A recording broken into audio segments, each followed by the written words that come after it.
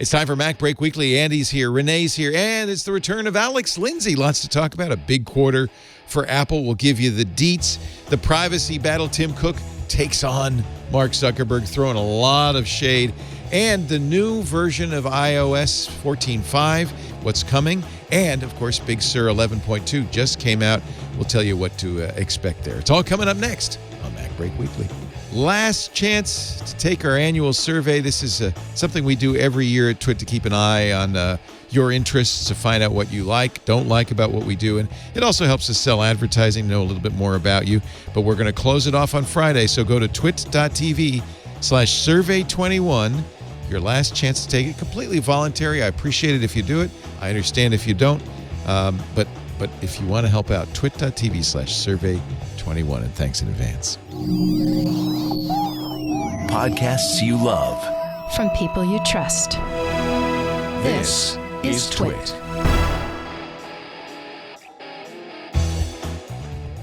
This is Mac Break Weekly, episode 751. Recorded Tuesday, February 2nd, 2021. Recorded Tuesday, February 2nd, 2021. Recorded Tuesday, February 2nd, 2021. It's Groundhog Day, get it? Corner office in a round building.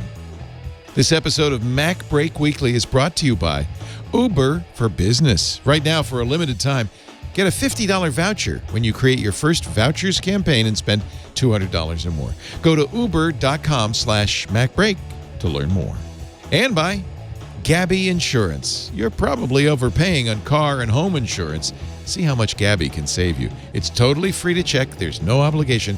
Go to gabby.com/MacBreak. It's time for Mac Break Weekly, the show where we cover the latest Mac news, Apple news, iPad news, all the news. It's actually been a very good quarter, so there is a lot of news, starting with Renee Ritchie, youtube.com/Renee Ritchie. Hello, Renee. Hello, Leo. I do not get a percentage of Apple's earnings, so I am not on a beach earning 20%. Oh, man, imagine. Still in frozen Montreal. Imagine. Yeah. Oh, yeah. Imagine. Also with us, Andy Anatko from the beautiful WGBH at Boston, public radio for Boston. Hello, Andrew. Yeah, got into GameStop, but God, wish I got into Apple last week. I know. Hey, that's a familiar laugh. Look who's here. It's great to have him back. Alexander Lindsay, sous vide to the stars, the pitmaster. Hello. Head of office hours. It's good to have you back. We missed you. It's good to be back. I think it was a busy fall, busy summer, but I'm definitely glad to be back on the show. Yeah. Now that the political campaigns are completely over, knock on wood, we got a little taste of Alex, which is nice. Good to be back. It's really good to have you back. So this is an interesting debate. By the way, we've spent the last week talking about GameStop, so this will be the first GameStop-free show in a week. Okay, nothing. Never heard of it. Never heard of it. Diamond hands, none of that. Can I still talk about how they horked me over on a trade-in on a Game Boy like 8 years ago? That's okay. We can give you $5 in store credit or $3 cash. Yeah, right. That's okay.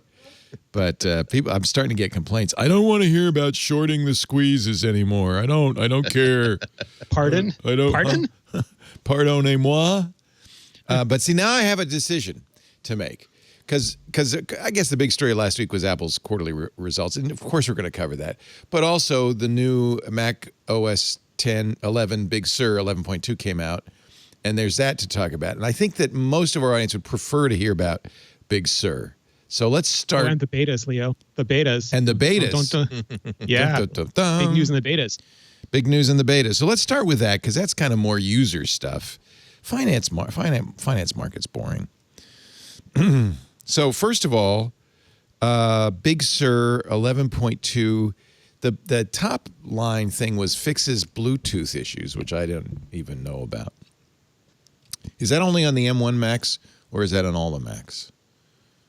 Do you know anything about this at all, Renee? Yeah, I didn't have it. Like, it's one of those things where I feel like as Apple's user base has grown, there is always a percentage of them that have Wi-Fi and Bluetooth issues. Yeah. And whenever they fix it for some, it creates it for others. So it's just a permanent thing of whack-a-mole. But there was a higher than usual percentage of people who complained about Bluetooth connectivity issues with the M1 Mac Mini in particular. And that just might be because more people use Bluetooth peripherals with the M1 Mac Mini than they do the Air or the MacBook Pro.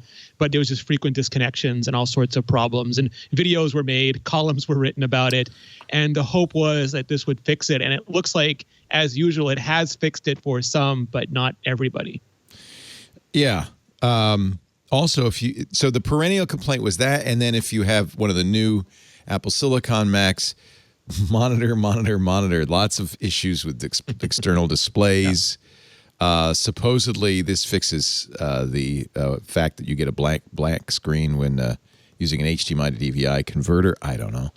Apple's saying edits to Apple Pro RAW in the Photos app may not save. That's been fixed. iCloud Drive could turn off after disabling iCloud Drive Desktop and Documents folder option, which I always do. That's fixed. System preferences may not unlock when entering your administrator password. Okay, and the little things. It's the little things that count. And then the globe key may not display the emoji and symbols pane when pressed. So just little things. There is a larger thing. Well, that's critical, Leo. If you can't get to your, I need my emojis, man. that is riot time. My that is problem taken is to the streets. I don't have a globe key on some of my Macs. I only have it on the laptop. I'm using non-Apple keyboards and a lot of stuff. You're using Control Command Spacebar like an animal? Is that what I have to do? Control Command Spacebar. That's good. I'll keep that in mind. Yep.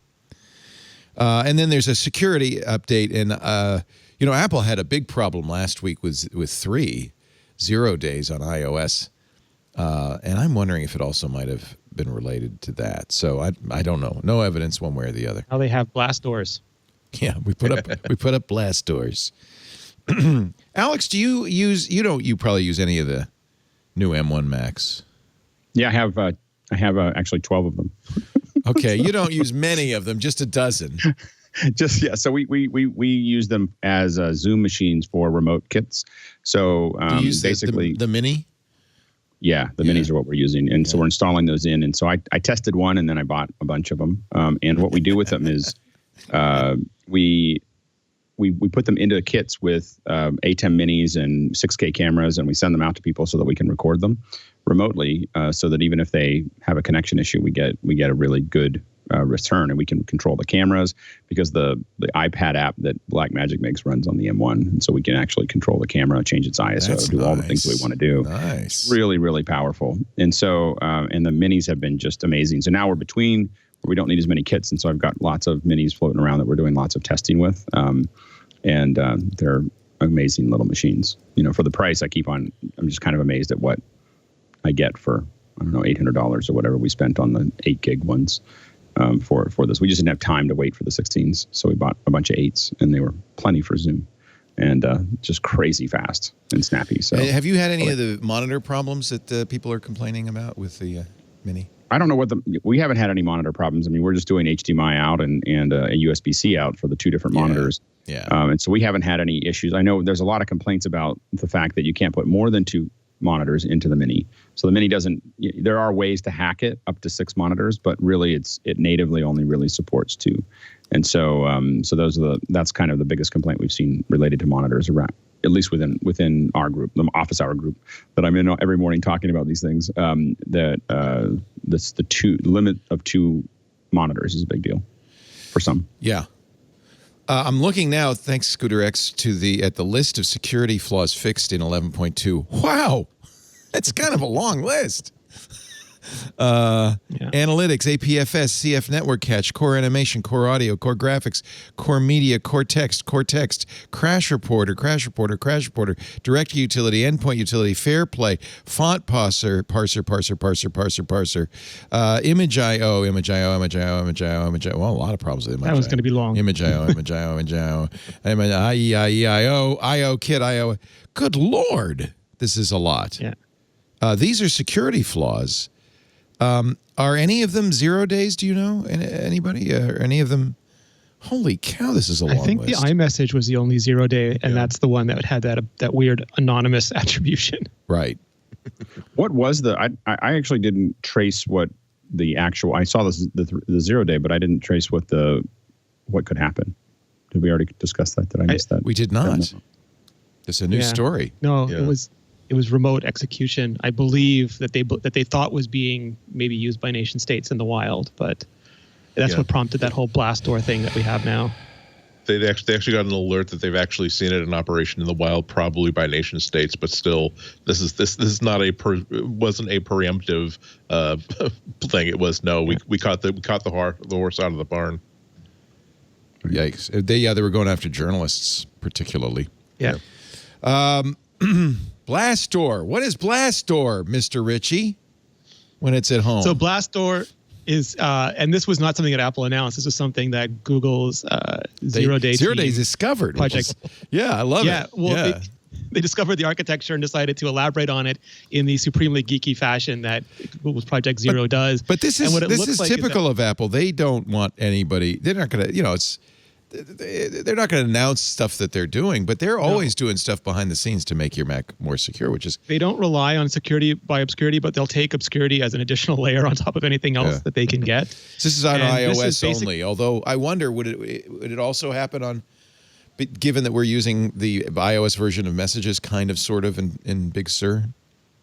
Yeah, I wouldn't be surprised. I mean, I guess we just have to dig into it and see if it has rolled out already or when. But the idea is that it creates a vault where it parses, and because there's been a whole history, even without 0 days, there's been a history of Unicode parsing errors, and not really malicious payloads, but like prank payloads that would crash iMessage or crash your phone, which is still serious and can still be serious, but they were mostly used by people for the lulz. But all of those things are now being handled in this vault, inside this blast. It's a sandbox, basically, right?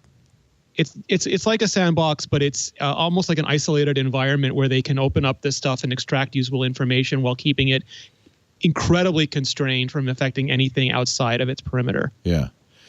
Some antiviruses are one of our sponsors. ESET does this. They, if they don't recognize an attachment, an email address, they put it in the cloud and execute it in a sandbox in the cloud and watch its behavior. And so this is kind of the same thing. If there's attachments on the message or other suspicious stuff, they can analyze it behind the blast door. Yeah, which is such a Star Wars reference. I love it. Yeah, I don't know. I guess it's an Apple term because it's named Messages Blast Door Service. So I guess that comes from Apple. Yeah. They're geeks at heart. Yeah. Send plug-in payload to blast door service for diffusion. Little robots in there unpacking everything, so we don't have to. We have diffused your packet. Disassemble. Ow. Okay. Close the blast door. That's good. That's good. I love it that Apple does stuff like this, which is fairly sophisticated and does not send out a press release for obvious reasons, right? Yeah. Yeah. Which is maybe would have been in their best interest to at least grant an interview to certain people to say, oh, by the way, you realize that, that there's been that iMessage has been one of the most popular attack surfaces for our most popular product. We have been listening, but we are concerned about that as other people are, and so we're taking steps to fix that. So yeah. And I would point out that there's a good reason why you see these exploits happening in messaging programs. In fact, if you look at the fixes in Big Sur 11.2, there are a lot of them are in, and Steve Gibson, I only know this because Steve Gibson's always talking about interpreters, things that take, say, multimedia content and render it, or fonts and render it, are always prone, because they're basically, fonts are programs, and they're running these programs, so they're basically in their very nature, challenging, and so anything they can do to protect these is actually really good. Yeah, Steve's talked a little bit about this. He'll probably talk about Blast Door because we just learned about it ourselves. Anything else in this update 11.2 you want to talk about? Anybody? Bluetooth, external display issues, security. I still think it's remarkable that we stayed on OS 10, Mac OS 10 for decades, and it was 10.1 and then 10.1.13 and then that's a good point. 10.13.14. A point, and now we're at 11.2 already. A point release was an actual whole new version of Mac OS, wasn't it? In the old days. And now it looks like we're going to get Mac OS 12 this year. Must be going to 12. Sorry, Mac OS 12. Yeah, must be going to 12. So, because otherwise you're going to run out. there's a huge shift in their strategy for how they're numbering these things. But also it has to live with the indignity of being 2 numbers lower than iOS, because they didn't name it like Mac OS 16, which I thought they were going to do because it was 10.16. They dropped it all the way down to 11. And now it looks like iOS is the big brother. And if I was Mac OS, I'd be just nonplussed by this. The other thing I noticed in this security release is that a great many of these exploits were discovered by third parties. This is where Apple resisted for a long time bug bounties. They really didn't want to get in that business, but it's paid off here. I mean, they're actually giving the credit to the team. The CF network cache, which could lead to arbitrary code execution, was discovered by Zhu Liang of Qihoo 360 Vulkan team. I don't think that's an Apple team. Well, I think it's a much cheaper way to do it actually, because you're basically everyone's, if they fail, you don't pay them anything. You don't have people on salary sitting there banging on it, and you have people that are creative, that this isn't their only job. They're interacting with other clients. They're interacting with other code bases. They're not in the kind of the walled garden, and they're really banging on it. So it's good. And these are things you want them to bang on. The flaw in core graphics processing a maliciously crafted font file could lead to arbitrary code execution. In core media, processing a maliciously crafted image may lead to arbitrary code execution. Core text, processing a maliciously crafted text file may lead to, you guessed it, arbitrary code execution. Yeah. All of that essentially means a remote attacker can get into your system and execute. Chain some of these together. Yeah. These are all really significant. So my guess is this is a roll-up of everything people have discovered since Big Sur came out. So actually, some of them are for Catalina and Mojave. So these are problems that have been around for a while. They're just WebKit based, which is everything. Is a lot of it WebKit? Image.io? Well, I mean, WebKit has its fair share, as does Messages, for similar reasons, because you're parsing a lot of code coming in from websites that could not be in your best interests. Look at this one. This is 1, 2, 3, 4, 5, 6 flaws in processing a maliciously crafted image may lead to arbitrary code execution. Jesus, that's our least favorite kind of code execution. It's the kind you don't want. How about, well, I got an even less favorite in the kernel. An application may be able to execute arbitrary code with kernel privileges. Yikes. Yikes. Quite a few kernel flaws. Anyway, it's good they're fixing it. This is an unusual. I don't remember Apple being this forthright about fixes in the past. This list they have been to some extent, and there was this weird period where other operating systems stopped reporting and Apple started reporting with large verbosity, and so it was reported that Apple had more bugs than anybody else. There was no amount of the other ones reported none. Obviously, they had no bugs. So I just always prefer a company to be as transparent and verbose as possible with this stuff. I'd rather know that they fixed it than live under an illusion they didn't have anything to fix. Yeah. There's even an acknowledgments section here. We'd like to thank Junji Lu, Mickey Jin, and Jesse Chang of Trend Micro for their assistance. Yeah, people like to be acknowledged. It's great. Well, they should send out little trophies. Yeah, a little trophy. We'd like to acknowledge Philippe Hague for his assistance. Little Apple monogram locks. Yeah, it's really funny. Again, remember that each one of these exploits is valuable on the outside. So it is really, really important that Apple acknowledge everybody from the outside who helped them out and make sure that because it will also help these people's careers as security researchers to say, oh, I'm the one responsible for bringing this to Apple's attention. And often nation states are willing to pay from Iran. Nation states are willing to pay a lot more than Apple's willing to pay, and so do everything you can to make it desirable for them to turn these over to Apple.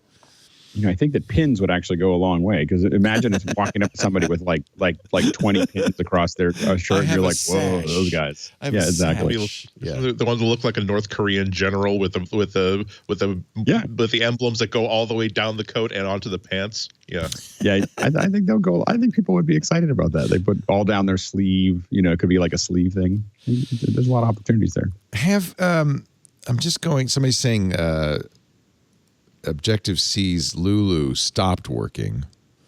Patrick Wardle is usually pretty good, and he was able to get Apple to kind of change their policy in Big Sur so that Lulu could do its job. In fact, Lulu is an outbound firewall, kind of like Big Little Snitch, but free. And he got a lot done to make that workable on Big Sur. But if it's not working now, Lulu issues resolution so far: disabled from login items, restart, then start Lulu. Okay, Doug M is having some problems. There was a big sudo bug in Linux. I don't know if that impacted Apple. I'm sure they patched it. It's been patched on every Linux I'm aware of.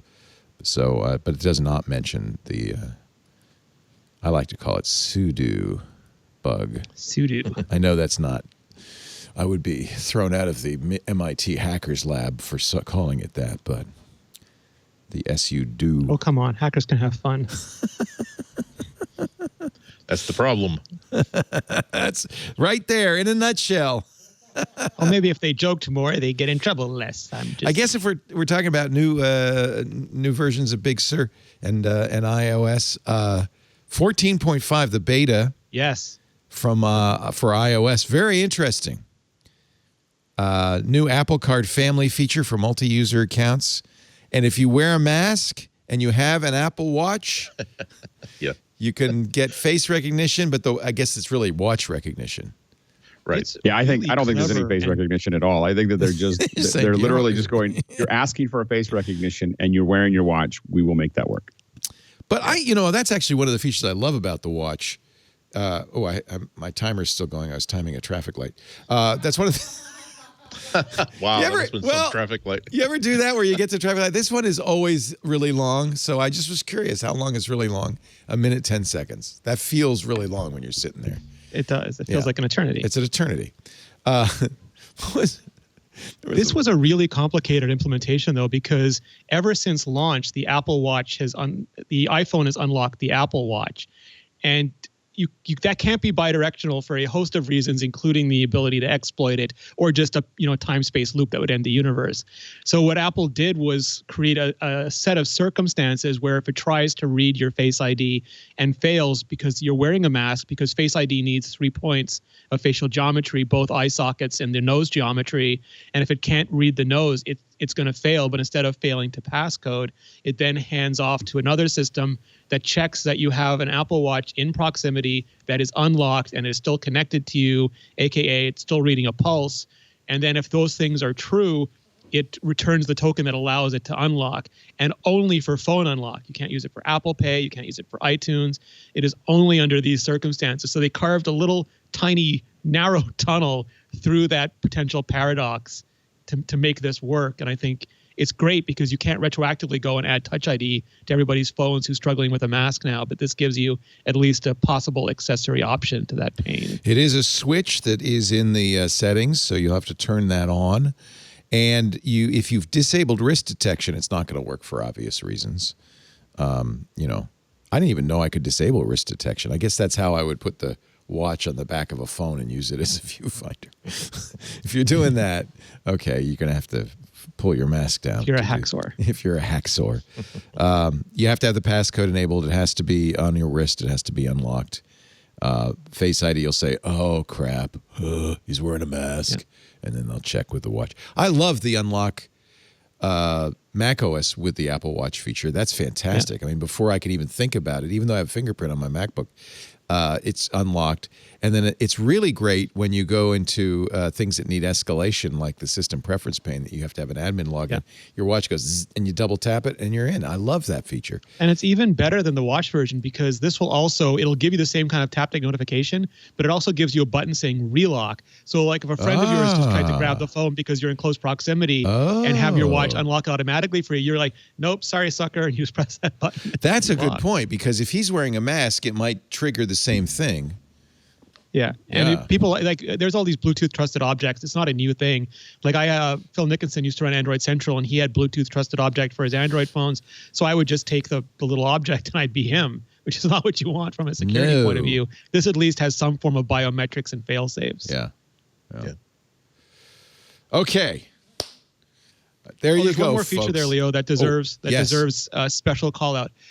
That is, they're enabling dual global 5G for the SIM, which I'm always going to insist on pointing out, because it's a feature that Qualcomm has claimed exists on the X55 modem since launch in all the brochures, but has never been on a phone as far as I can tell. No one has ever had it working. And Apple got asked all these questions about it. And so I looked and said, does it work on Samsung? No. Does it work on this? No. Is it a real feature? And I even got yelled at by Qualcomm on social media for daring to ask. And now it turns out Apple is implementing it and other people still haven't. So I'm calling shame on Qualcomm for this, and kudos to the phone companies for pressuring them into finally enabling this. And by the way, even 9to5Mac is quoting your tweet. I mean, like, you're the guy on this.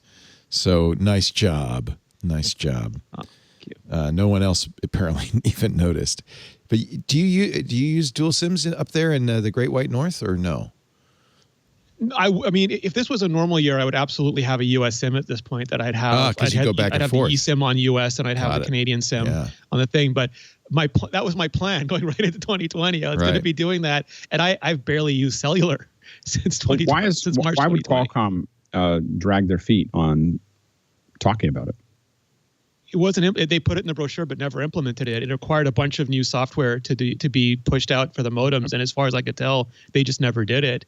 And so, in other words, Qualcomm ever got it. Wasn't dragging their feet. It was the phone manufacturers and the software Qualcomm folks listed a feature that didn't exist, and it didn't seem like any company until Apple deployed 5G was angry, forceful enough to get them to actually make it work.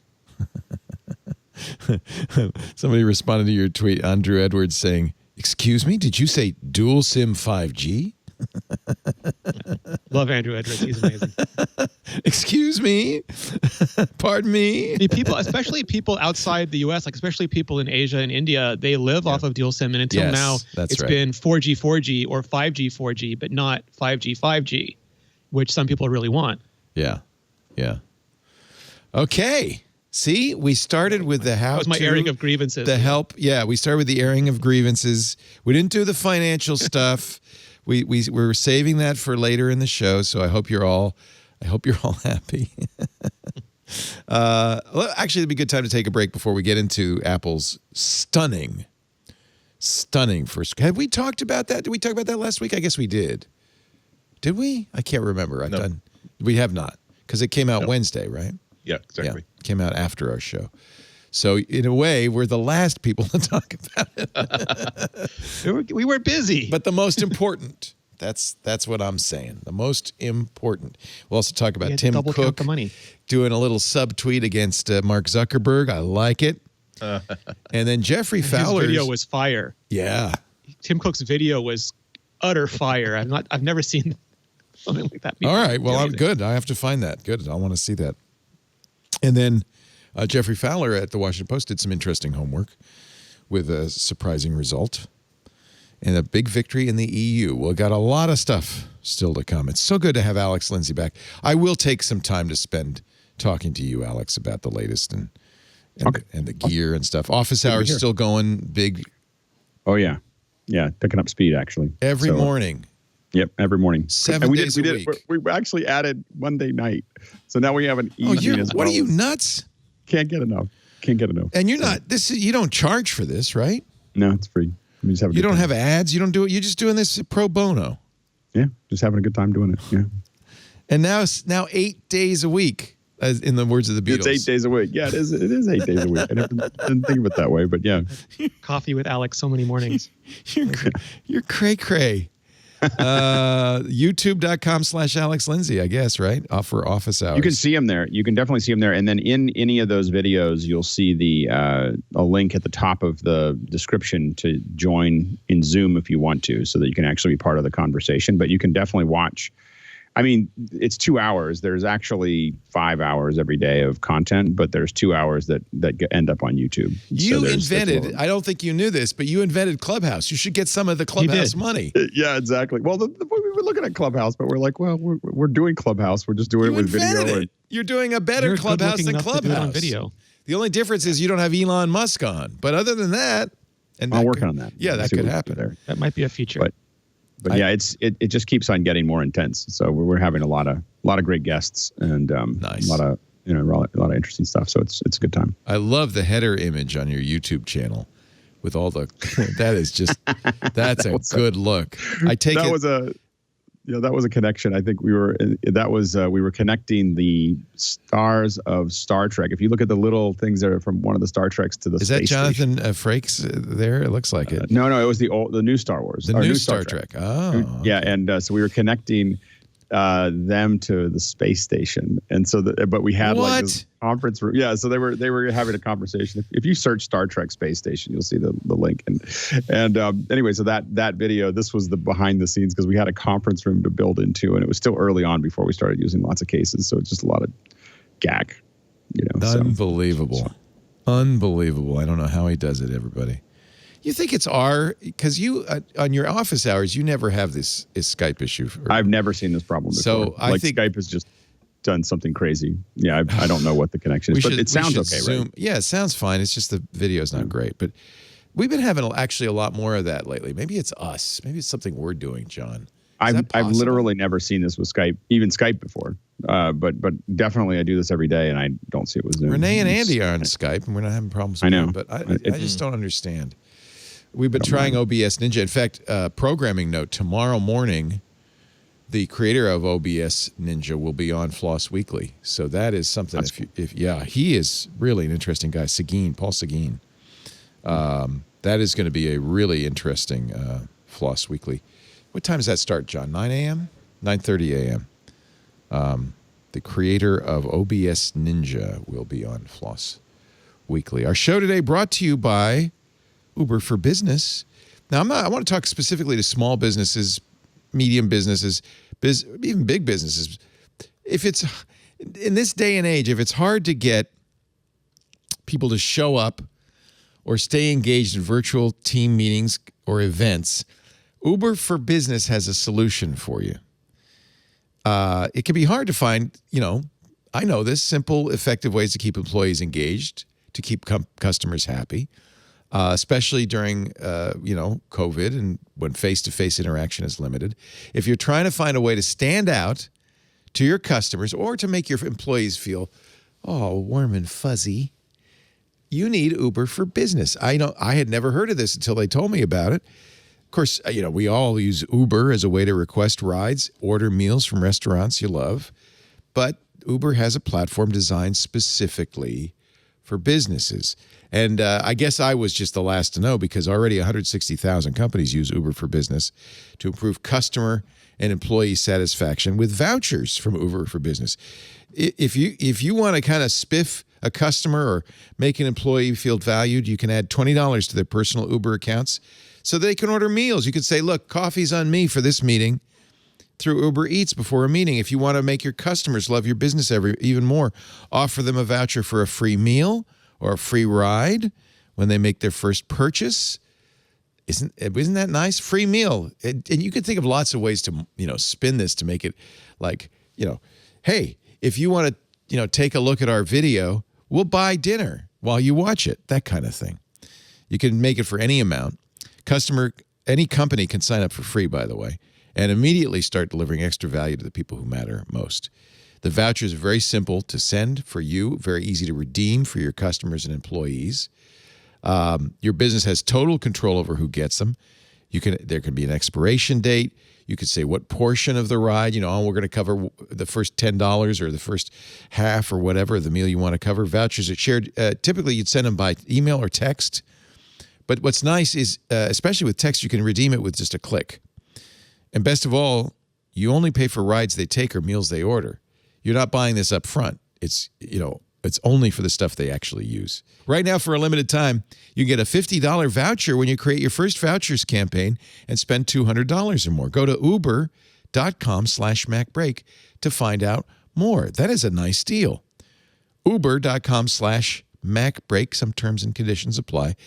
Get a $50 voucher when you create your first vouchers campaign and spend $200 or more. Uber.com/MacBreak. Nice little thing from Uber. I love seeing how companies are pivoting during quarantine, how they're figuring out new models, because it can be, some companies are not doing so well. Our favorite restaurants, a number of them have gone out of business. It's very sad. I think mostly not just at the restaurant that I won't be able to eat at, but the employees, the cooks and the waiters and so forth who are not going to be working. So it's nice when a company can find a pivot, something that works in these troubling times. On we go with the show. Let's see here. Apple had... So we should explain, I think everybody knows this by now, Apple's fiscal year is different from the calendar year. They end their fiscal year in September. I mean, so that the first quarter of the new year for them is October, November, December, probably related to the fact that that's when the new iPhones come out, I'm going to guess. And it was a very good October, November, December for Apple, their best quarter ever, all-time record, $111.4 billion in revenue. 28. Wasn't it like one of the top 3 quarters ever for any company? For any company. Something crazy yeah, like that? Microsoft came out with its earnings this week, too. And, I think Microsoft's a pretty big company. John C. Dvorak always used to say, I'd rather have Bill Gates' wallet than Steve Jobs' wallet. Not so fast, Johnny. It was like Apple, Exxon, and one other company that had the best 3 quarters ever. Now. Microsoft was, I can't remember, it was $14 billion or something in profit. $88 billion in profit. I mean, sorry, $28 billion. I gave them a little more money than they should have had. $28 billion. A lot more. $28 That's not billion. until next year. It's still good. It's still like... during 2020, the DC universe of years, that's amazing. Yeah. Revenue by category. This is Jason Snell's fabulous color charts at 6 colors, which he always says, oh, it's easy, Leo. It's just an Excel macro. But I still am impressed. I'm still impressed, Jason. They're pretty. They're very, well, more than pretty. They're useful for us.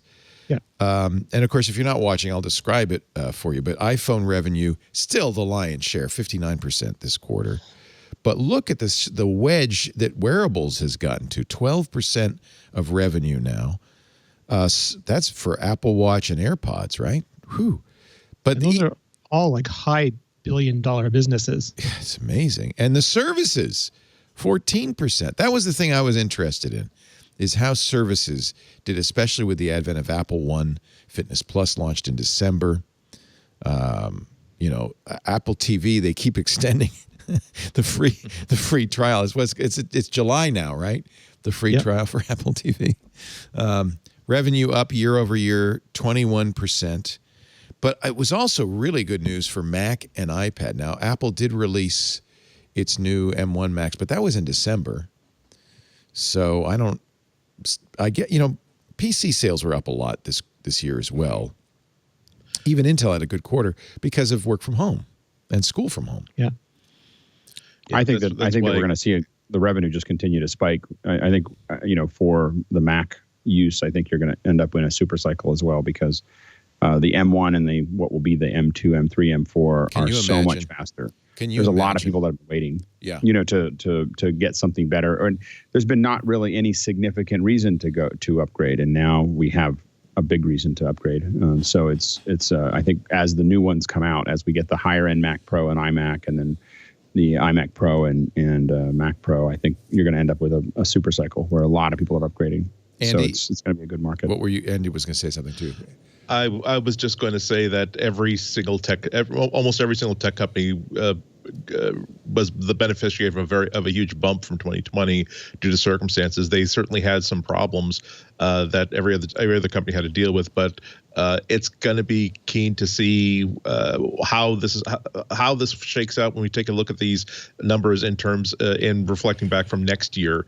Because again, there's such a thing, unfortunately, as the COVID bump for tech companies. Disproportionately, tech companies have been having such a great year based on how much their services and their hardware is needed. That the EU has actually been arguing for, well, we should be adding extra COVID tax to certain tech companies to help offset the economic hit that other industries are suffering. So that's all the previous stuff notwithstanding, that Apple had a hell of a quarter selling M1 Macs, the first really, really exciting Mac in a very, very long time. But we have to take a look at that within context of 2020. Yeah, look at this segment. This is in the line on the Mac revenue. This is a big growth all through the year, very steady, linear growth. But I agree with you, Alex. You go into next year, that may still go up, not because of COVID now, but because of the new Apple Silicon, which has to be. And I think that also there's a lot of things that have happened to companies that are not going to go back. So we're really, the longer the stay at home or work from home, continues, the more embedded it's going to become. And then that's going to probably not slow down too quickly. Right. So I think we're probably going to see a continual growth for another probably 12 to 18 months. iPad had a great year as well. Year over year, iPad revenue up 41%. But again, it also had a very, very good 2020. And I think iPad probably, especially for K through 6 students, very good choice for kids, working from home, schooling from home. But similar interesting kind numbers of linear there. Growth. At least for me, was that the iPad represents most of the tablet market. Like, it's not 100% of it, but it represents most of the tablet market. Rightly so. But still, 50% of buyers were new to the iPad. The Mac, 50% of buyers were new to the Mac, but the Mac has a tiny share of the market. So it has huge potential to run, especially if Apple can really provide compelling experiences. If M1 is a big, and M1X, M2, if all of those things are big differentiators, at least in a certain segment of consumers, they can maybe start pushing that beyond the low teen digits, to single digits. They've always been trapped. And then Watch was like 75% new, even though the Apple Watch is dominant in its market. That market is tiny. Like, most people have a phone now. Very few people still have computational watches. So just looking at how many new customers they're still attracting, given the size of those individual markets, means they still have a lot more room than I think a lot of analysts were expecting in those spaces. iPhone 12 was also a huge success. I think that's also very interesting. The 12 Pro, yeah. iPhone revenue up 65%. Wow, year over year. And this is always the big bump. But if you look at the big bump for this quarter compared to big bumps for other quarters, it's a bigger bump. And then it was all in this quarter. Yeah, it's all. Yeah, of course it always is, right? That's how it is. I mean, I think that one of the things about Go ahead, Alex. One of the things with the iPhone is of course there was 5G, and I think it's we'll see how much that really impacts it. But I think a lot of people psychologically think that 5G is important, right? And then the camera is just stunning.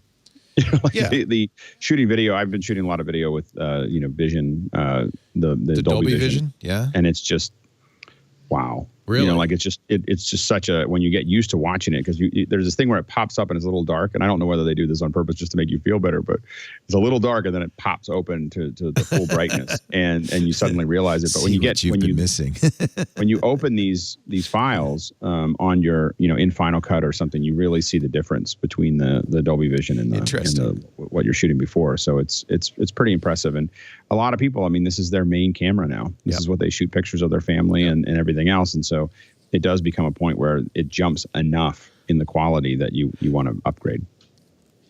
Andy, you were going to say something. I cut you off. Was it for the previous? No, I think I was just going to say that they did beat analyst predictions. I think they had revenue of 110 billion, whereas analysts were predicting at about 101. Yeah. And remember, the stock market jumped a week ago Friday. Of course, you buy on the rumor, but it was the highest stock price Apple had ever had.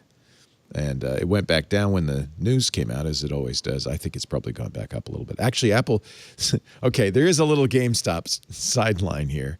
And Alex Wilhelm from TechCrunch was the guy who pointed this out to me on Sunday on Twit. He said a lot of these short funds, these hedge funds, in order to cover their shorts, had to sell other stock, and a lot of it was Apple. So Apple stock benefited from the GameStop rise as well. oddly enough, because people needed to sell some Apple stock, and the prices ended up going up because they had to cash in. So I don't know what that means, but there you go. Services, that's the thing Apple really has put a lot of energy into over the last couple of years. Look at that nice, smooth, linear 680 growth. million subscribers when you include all the App Store subscriptions. Wow. Well, and that's the On a big advantage of platform services. Of That's a billion if you're iPhones and 1.7 billion devices. Well, that's just table stakes. That's what you get for you get those users for free just by having them in your ecosystem. The difference is, unfortunately, they're not breaking them. They're not breaking them down. But you to make saying money. How many people are paying for a regular service? How many people are paying for extra data tiers on cloud storage and cloud services versus how many people are just getting whatever it is required to get their iPhone actually running.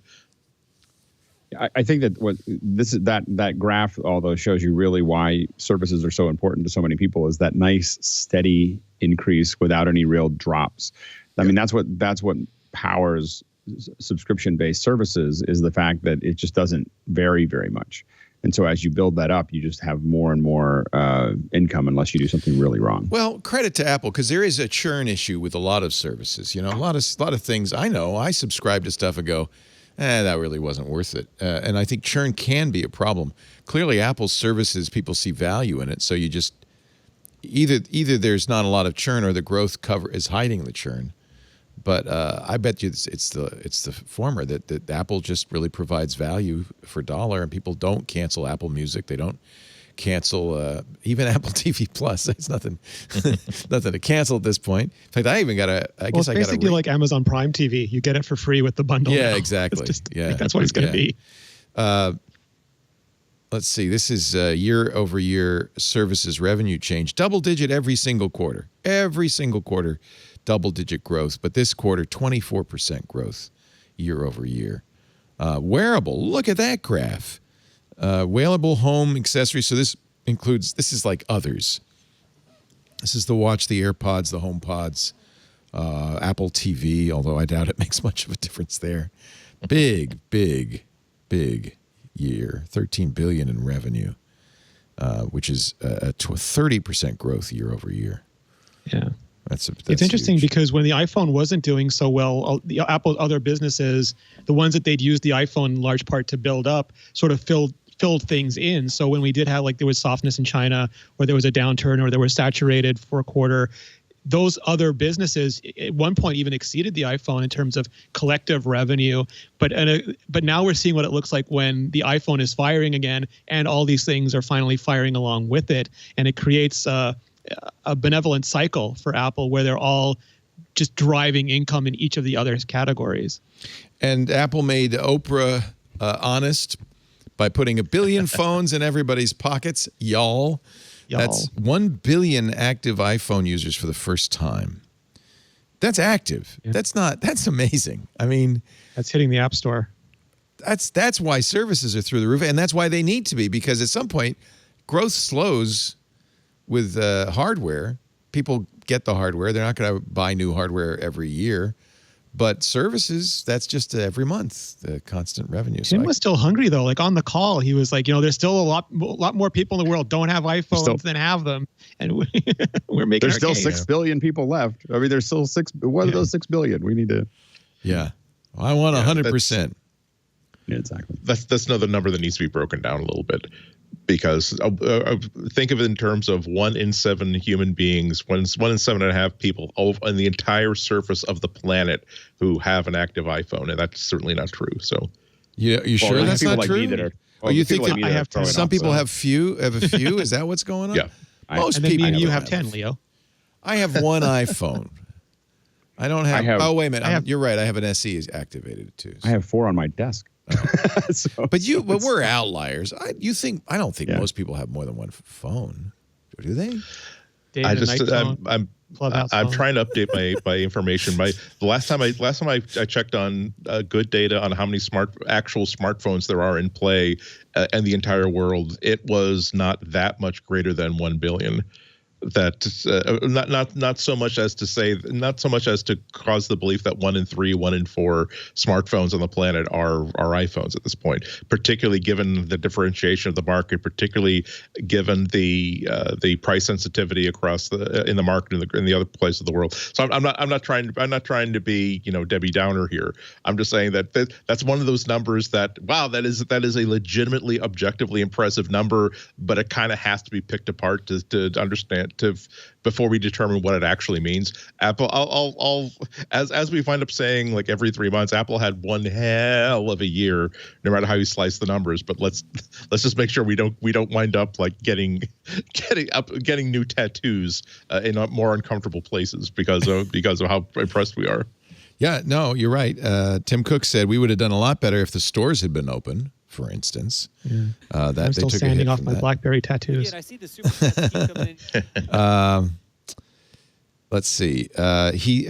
Tim said, he told Reuters in an interview, Apple has an installed base of 1.65 billion devices, of which 1 billion are iPhones. That means 650 million other things, Macs and iPads and watches and stuff. China sales were up 57%. That's got to be good news for Apple.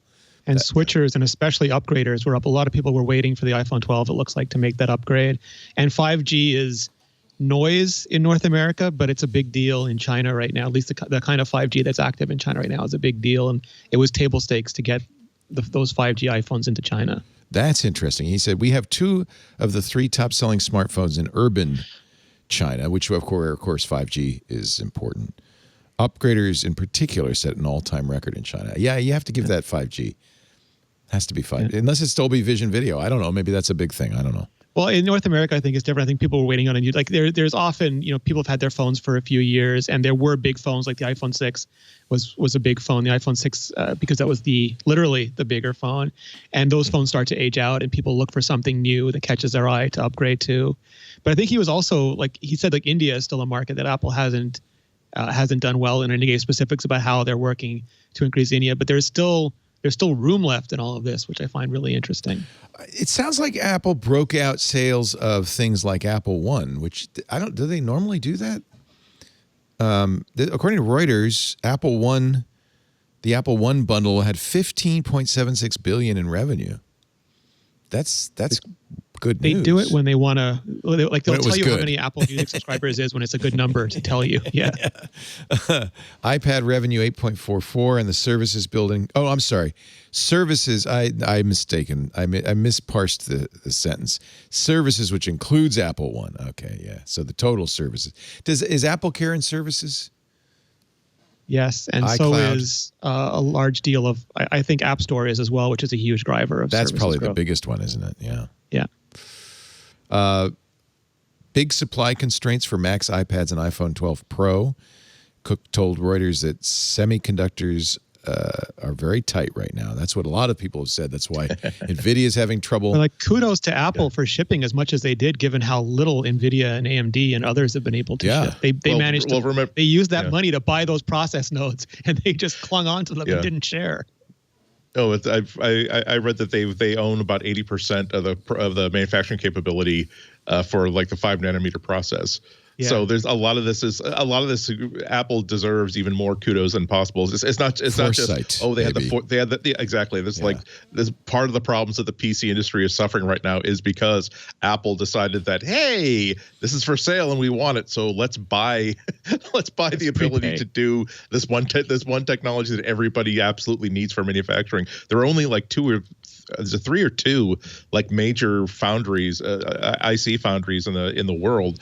It's not something that's generally understood. That's not like there are a million factories in which you can manufacture the CPUs you need using the process that you need. It really comes down to one barber shop with 2 chairs in one big town. Yeah. If the day before Thanksgiving, that thing is backed up to all the way down to the parking lot because there's not enough capacity in the world to manufacture the needs for every single sector of the technology industry. Yeah, there's 2 5 nanometer processes, Taiwan Semiconductors and Samsung's. And my understanding is Samsung isn't quite as as good as this generation. It goes back and forth, but this generation is not quite as good. So everyone wants onto Taiwan Semiconductors, but there's just not enough of it. So I think NVIDIA and Qualcomm are using the Samsung one right now. Interesting. That's also why PlayStation and Xbox are hard to come by. We talked to Chris Capicella, the chief marketing officer at Microsoft, at the end of the year, and that was my first question: is why don't you do what Apple did with the Xbox Series X? So just tell me, I can get it in March. He said we would, but we can't. We don't know. Yeah. we don't have Apple's wallet for the processor. We don't know if we're going to get the chips. So we don't want to tell people March and then find out we can't deliver. So and they're not using commodity parts either. They're using custom AMD SoCs in both of those gaming consoles. Right. I think one of the things is that Apple is able to take advantage of is margin. Because they have margin, they can pay premiums when they want to lock up supply. Right. That's the value, and then they can do that. This is, if you want to understand how important that growth in China was, this graph is very telling. This is regional year-over-year growth. For those of you watching, that red line is China, which was below zero for many of the last few quarters. In fact, it looks like almost all of them, with the exception of Q1 2020 and Q3, but just barely over 0% growth. Now, over 56% growth. I mean, just phenomenal. So that's really important to Apple because as you can see, it's fairly flat in Europe and Americas.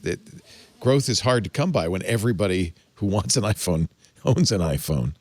So big deal, 57% growth in China. Other things we learned in the call: Apple users set an all-time record for FaceTime calls over the holidays. Tim Cook said the highest volume of FaceTime calls ever this Christmas, but he didn't say the number. So, record number of device activations for the iPhone as well. And the quarter included the largest number of iPhone upgraders it has ever seen. So a nice quarter. Anything else you observed or learned from the call or from analysts? Anybody? No mention of forward. They're still trying to get information. Go ahead, Andy. Go ahead. Just it's surprised that there was no forward-looking comments on this. Has often been a place for Tim Cook to brag about AR. Yeah, that's so. No. Even though there was a lot on the table they could possibly have gotten people excited about, I guess they just thought that we're getting people excited enough with our sheer numbers. So I think it's really interesting because he's been saying AR a lot. And now he shuts up. To me, that tells me they're getting close. Yeah, that's like the alligator. Yeah. The alligator or the crocodile comes up and it gets really close, and then it goes underwater. Yeah. Like, here we go. Now is the time to be a little quiet. Maybe we discovered like a canary clause that as long as I keep mentioning that we think that AR is really important, that means that we are not anywhere near close. If we stop talking about it, means that we don't want to crowd on an actual announcement that we have planned for the next quarter. Very interesting. Renee, I'm sorry, I cut you off. What were you going to say? I was just going to say that my favorite part is watching the analysts try to get information out of them every question. Yeah. Like how do you think about future products? How do you approach future products? What sort of future products are you showing interest in? Tim, we should mention, he's not asking specifics. These calls, journalists, unlike Microsoft, are journalists allowed to speak in the analyst calls? For Apple? Only financial analysts. Okay, so it's the same as Microsoft. Only a financial analyst. Yeah. And it really bugs Mary Jo Foley. Every quarter she talks about this. She says, if I hear one more person say, great quarter, Satya, and then launch into a question. Can we have some color surrounding shipments that are traveling at more than 3 kilometers per hour, but less than 5 kilometers per hour? So okay, we're gonna open the lines to Renee Ritchie on this call. What would you ask? What would you most like to know? Oh, that's hard because immediately when you said that, I flashed on when Elon Musk started taking questions from Twitter because he was so bored of the financial analysts. Oh, remember that? During Yes. his call, and just how off the rails that went and how quickly. I don't know that I would have anything different, right? No, I'd like to know. I'd like to know numbers. A numbers. financial call. Like, I have a bunch of non-financial questions I'd love to ask them. That's right. Yeah. But you get to ask those at other times. Yeah. Apple TV Plus reporting a viewership record with the new Justin Timberlake movie. Palmer. Record numbers launched on Friday. I've managed to avoid watching it. I just have no interest in it. But apparently I'm alone. Has anybody watched it? Palmer? Justin Timberlake? Yeah. It's been on my DVD forever. My DVR forever, so. Upcoming titles: The Snoopy Show, February 5th. For All Mankind Season 2 debuts February 19th. There's a Billie Eilish special, The World's a Little Blurry, on February 26th. Apparently that's Billie goes to the eye doctor, gets new glasses. I don't know what that's going to be about. And Cherry. Great reality show. Yeah, really. Billie gets glasses. And Cherry on March 12th, which is going to have a little theatrical release earlier, and then will appear on Apple. I don't know what Cherry is, Apple TV Plus. They're really trying to add stuff to Apple TV Plus. I have to admit, I found that their nature shows are the most compelling thing that they've done. Tiny World is great, isn't it? Tiny World is amazing, and then they have the At Night, series, which isn't as good as Tiny World, but it's still pretty impressive. But the Tiny World is just You'll have to forgive me because I watch Tiny World and I think, yeah, the guys who did Planet Earth said, can we not travel this time? And can we just get on the ground and shoot some bugs, please? What's in our basement by the BBC?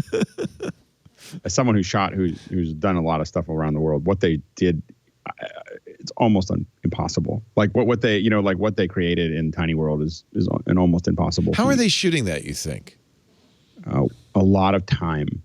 So when you all of those nature shows, you just know there's guys out there for days on end in a little deer break. I read that somewhere that it was 9 years of footage.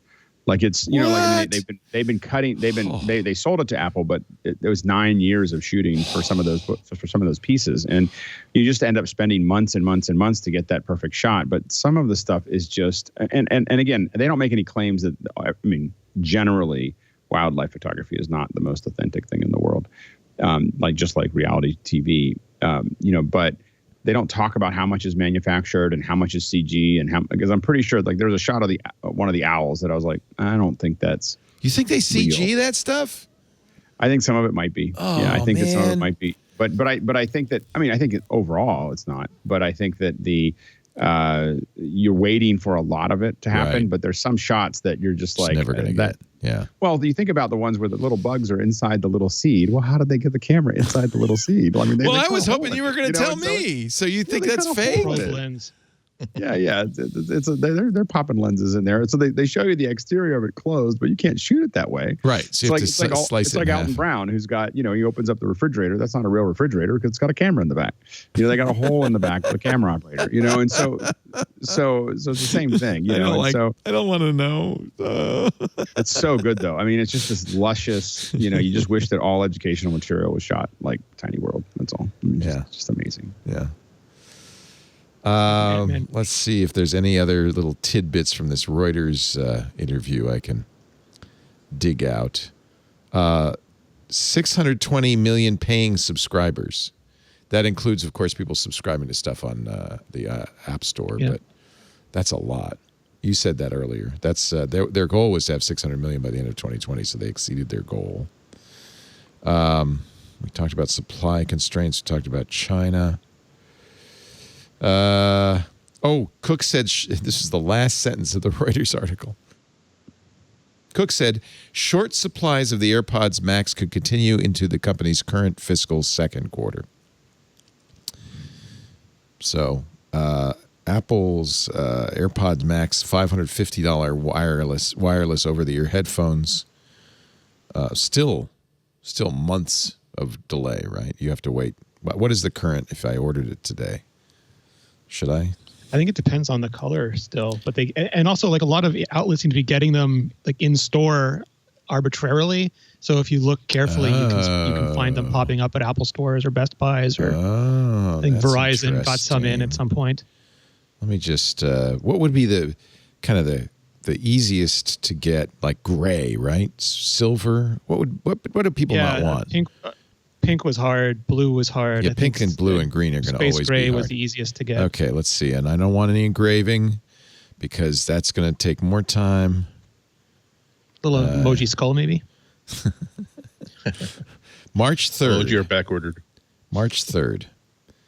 So that's only a month. But like we don't know how many they're making, so that's always you always have to factor that into these stories. It's like if you sold twice as much of something and you only made one last year and you made two this year, that's very different. This may be one that's hit by chip shortages because maybe they didn't think ahead to order a lot of the whatever, W1 chip or something. I think the rumor is that they made changes to it very late in the cycle, and so they couldn't build up a stockpile ready for launch like they do with some products. There you go.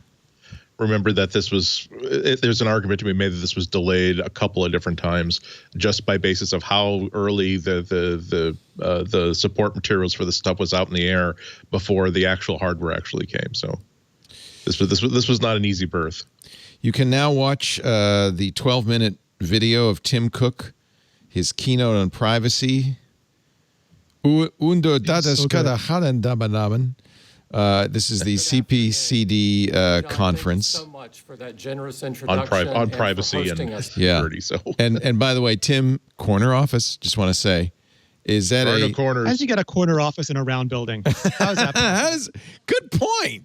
Maybe they just make the Venetian blinds look like he's in a corner office. I bet they do. That's a good point. His office must be in the. Can you imagine that phone call, Johnny? All I asked for was a corner office, and you go ahead and deliberately make the entire building corners. Round. You want to tell me anything, Johnny? What's this? Is this the new Apple HomePod Mini? There, he's got there, squished, the new squished one. What is that? It's the Korean hand thrown pottery version of exactly. There were a lot of meetings about that. There was a lot of meetings. Of course, probably just a set. Can you move the plant 3 millimeters to the left?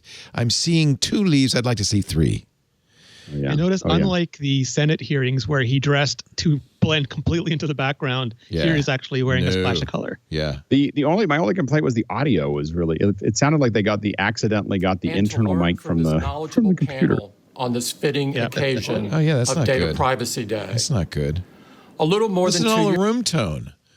Alex. And people kept complaining during the live stream the entire time. They need to hire 090 Media, come in there, give them a lav mic, do something about that room tone.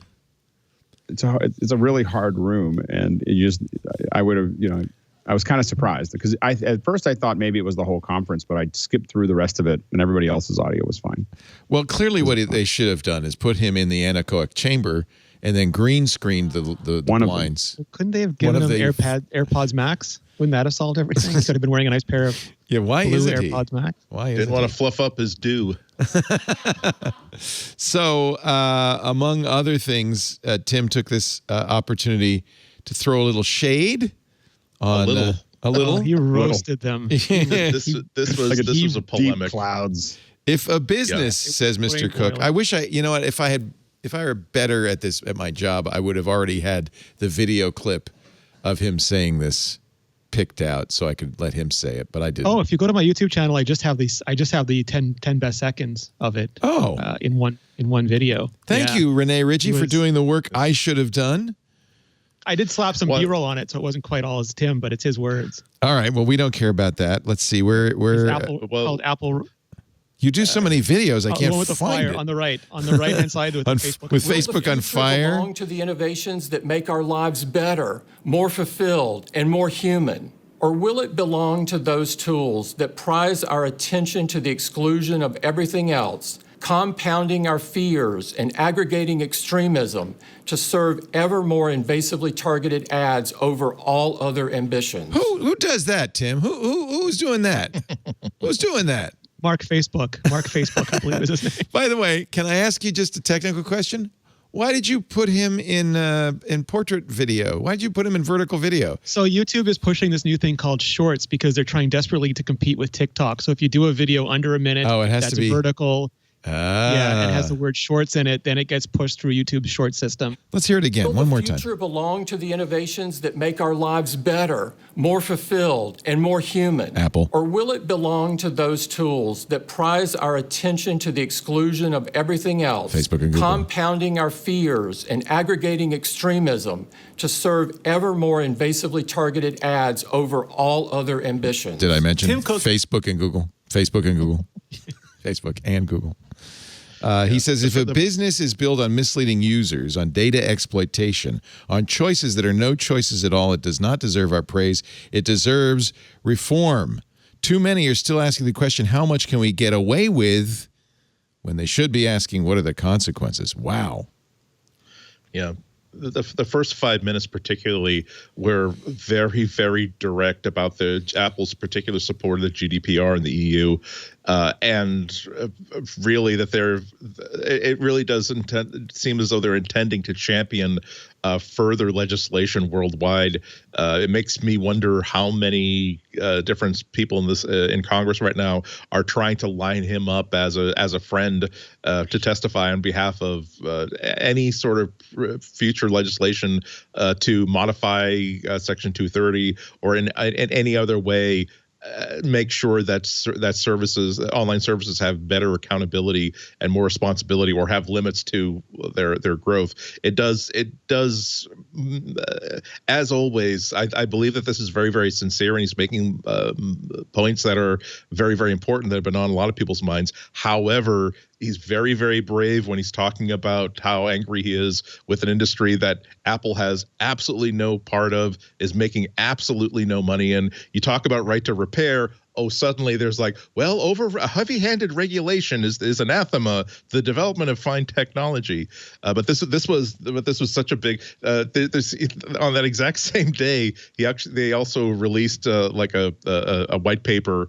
It's actually more like a kid's book called "A Day in the Life of Your Data." This is subtitle "A Father-Daughter Day at the Fair at the Playground," where after a juicy Steve Jobs quote, he tells a story about John planning a day at the park with his daughter and everything. When he checks the weather, he's being tracked, and when he buys an ice cream with his credit card, he's being tracked. And yeah, so this is a full court press. This is not just. This is not just Apple suddenly feeling as though Facebook has suddenly crossed the line with their attempts to maybe file a civil antitrust suit against the company. This is a long campaign that they are planning out. So we're going to the mattresses on this one. Let's just say I do think that Apple would have quietly just required people to approve that Facebook's going to chase them all over the internet. And Apple wouldn't have said anything more if Facebook hadn't picked such a fight. I think Apple was happy to just keep on tightening the screws and doing it quietly and doing what they're doing. And the problem is that Facebook, it's an existential threat. And so they're, of course, reacting. But their reaction means that Apple has to defend itself, and Apple has the high ground. I mean, nobody wants to get those ads. So the problem, no one's going to be tracked. And no one cares about the performance of their ads, that came out here. So the issue is that Facebook is in a disadvantaged position, and they've tried to move on that disadvantaged position. Apple's in an advantaged position, and now it's going to press down. And I don't. Well, Facebook's smart because they're saying it's not us. It's not. Don't think about it as damaging us. Think about all the small businesses who buy ads on Facebook. That's small businesses. That's who's really suffering. Is the little guy. No. I will say, this came up in our office hours this morning. Someone asked, like, where should you advertise? Asked me, like, and Facebook. I'm not saying, I was like, Facebook and Google. I mean, like that. I don't even understand how any other ad network survives. Yeah, I agree. Because I know enough. Yeah. I know enough about how it works. That it's stunning. It's like looking into the sun. I hate it. And so, it's killing our business. And so, So the thing is that it. Actually, you know what it's doing, Alex? Is it's making my business, podcasting, and every other business seek the same kind of information. So that's why Spotify is buying up podcasts, why Amazon's buying up podcasts, because if you use the Spotify app, they can provide the same kind of information that Facebook does. So what Facebook is in effect doing by being so good at this is forcing everybody else who wants to sell ads to try to do the same thing, to try to, aggregate There's a difference, though. Like the difference is that Facebook is willing to cross a line that Apple isn't, and I don't think even Google is, where there have been business opportunities in the past where Apple has said we don't want to make this kind of money, and even Google has said, I'm not saying like even Google, but Google, whose business is predicated on all of this sort of data harvesting, has said we don't want to make that kind of money. And even in the analytics business, there are companies that get really detailed analytics that do not care at all who it belongs to. They want to know the what, how many people, blah, blah, blah, blah. But they don't care about knowing any individual person. And at every one of these instances, it is documented that even when other executives pled with them saying, we do not need to do this, it'll only cost us a little bit less money not to do it. The direction from Mark Zuckerberg et al. Was, no, do it more, be even more invasive, keep going. And I think that's the point where it trips into egregiousness for some people, many people. Yeah. Even in specific response to Apple's new requirements for app disclosure and nutrition labels, so to speak, Google's response has apparently been, we feel as though we can achieve what we need to achieve within this framework, both by a combination of accepting that this is going to affect everybody, not just us, and also we are Google. We have ways. If there's something we absolutely need, there's a way around it that will not violate Apple's terms. It is emblematic of the way that Facebook operates, that when you have one person who is very, very much in charge of everything, the mood swings of one person can swing the entire ship very, very fast. So Facebook, run by Zuckerberg, is capable of doing what could be self-destructive things that Alphabet, led by Sundar Pichai, definitely would not be doing. Yeah, Google. Well, I think that Google also has figured out, I think, technologically, a way to get all of the information without using Apple's ID for advertisers. But they also make compelling offers where Facebook doesn't want to offer us anything. Google's like, give us your photos, we'll give you a way better photo app. And Facebook's like, we're just going to take it. We don't want to ask you. You get Facebook. We just want to take it. For what it's worth, you get Facebook. Google doesn't have a social network. I might be. Oh, go ahead. Go ahead. Sorry. Go ahead, Alex. I was going to say, Google doesn't have a social network where there's a handoff from the phone to the rest of the world. Google is the rest of the world, and so they don't if Google Plus had become a thing and it was on the phone and they were doing that handoff, that'd be a problem. For Facebook, it's much different because you click on something and then it takes you to the web, or you go out of that, and they need to know where you went when you did that. With Google, you're in their space, you're in their space all the time, and those things are all tied together. So they can see the performance. It's not just being able to identify who you are, it's being able to see the performance of the ad. And so, like when you click on a Google ad, it's paying attention to, when you went, how long you went to that website, how many deep clicks did you make? Did you do a purchase? All of those things are in that data that Google has. And I don't think that Google they don't want to bring attention to it. This is the problem that Facebook is willing to fight. And the problem is the more they talk, the worse it gets. The more Facebook talks about why you should do it, the more everyone goes, ooh, like I don't want to go there. And so the problem is Google is much more. I think they're smarter about it in the sense that they don't want people thinking about how deep they go, and so they're not going to talk about it. They're like, we'll figure it out on the back end, because they don't want to bring to light the incredibly invasive amount of data that they're pulling in. And it makes our searches better, and it makes a lot of things work a little bit more conveniently, and it does do that. I mean, so there is a benefit to that, and small businesses absolutely benefit from Facebook, because it means that you're spending a lot less money to get to the people. It's very efficient. I mean, you're in when you talk to advertisers, they talk about the multipliers, like what's the multiplier, how many dollars in to how many dollars out, and they know that information. Absolutely. And so the thing is that the multipliers are incredible, and so the thing is that, but for small businesses that are trying to get the word out that you need that advertising, it's so much more effective than a billboard or a classified ad or mailing with the USPS. All of those things are just small potatoes compared to how much you can target it. When I looked at doing advertising, in the past for Pixel Core, I looked at that, and when I saw the targeting, it was amazing. Just stunning. Yeah. Like just stunning what I could spend and how many people I could reach. And so I think that people underestimate that. But I still think that the more Facebook shouldn't talk about it. They should figure out a solution, because again, the more they talk about this process, the more gooey it sounds. It's like someone trying to dig their way out of something. You're like, put down the shovel, just put it down. Just dig it. To be fair, though, I mean, Facebook is the leader in this and very good at it. But ad tracking is becoming more and more it's pervasive. And there's huge pressure on us as a podcaster to do ad tracking. This is what advertisers, and by the way, the jury's still out on how effective targeted ads are and stuff. I agree with you that they're efficient, Alex, and certainly you don't want to spend one ad dollar advertising to somebody who's not in the market for your product. So that's where Facebook really wins. But nevertheless, ad tracking, buying Google ads, there are some issues, and if it were that perfect, I think people would be less willing to cast it to the wind.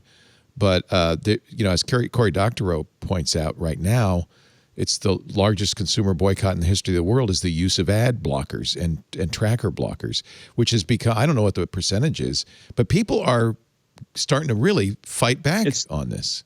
I'm talking about the ones that are super effective are the search ads, like just those little text things at the top of your search. Right. Is incredibly powerful. But increasingly, you're only going to get the people who say, okay, who don't use ad blockers, who don't use track blockers, who use if you're using Facebook, you're saying okay, by the way. It doesn't matter what Apple does.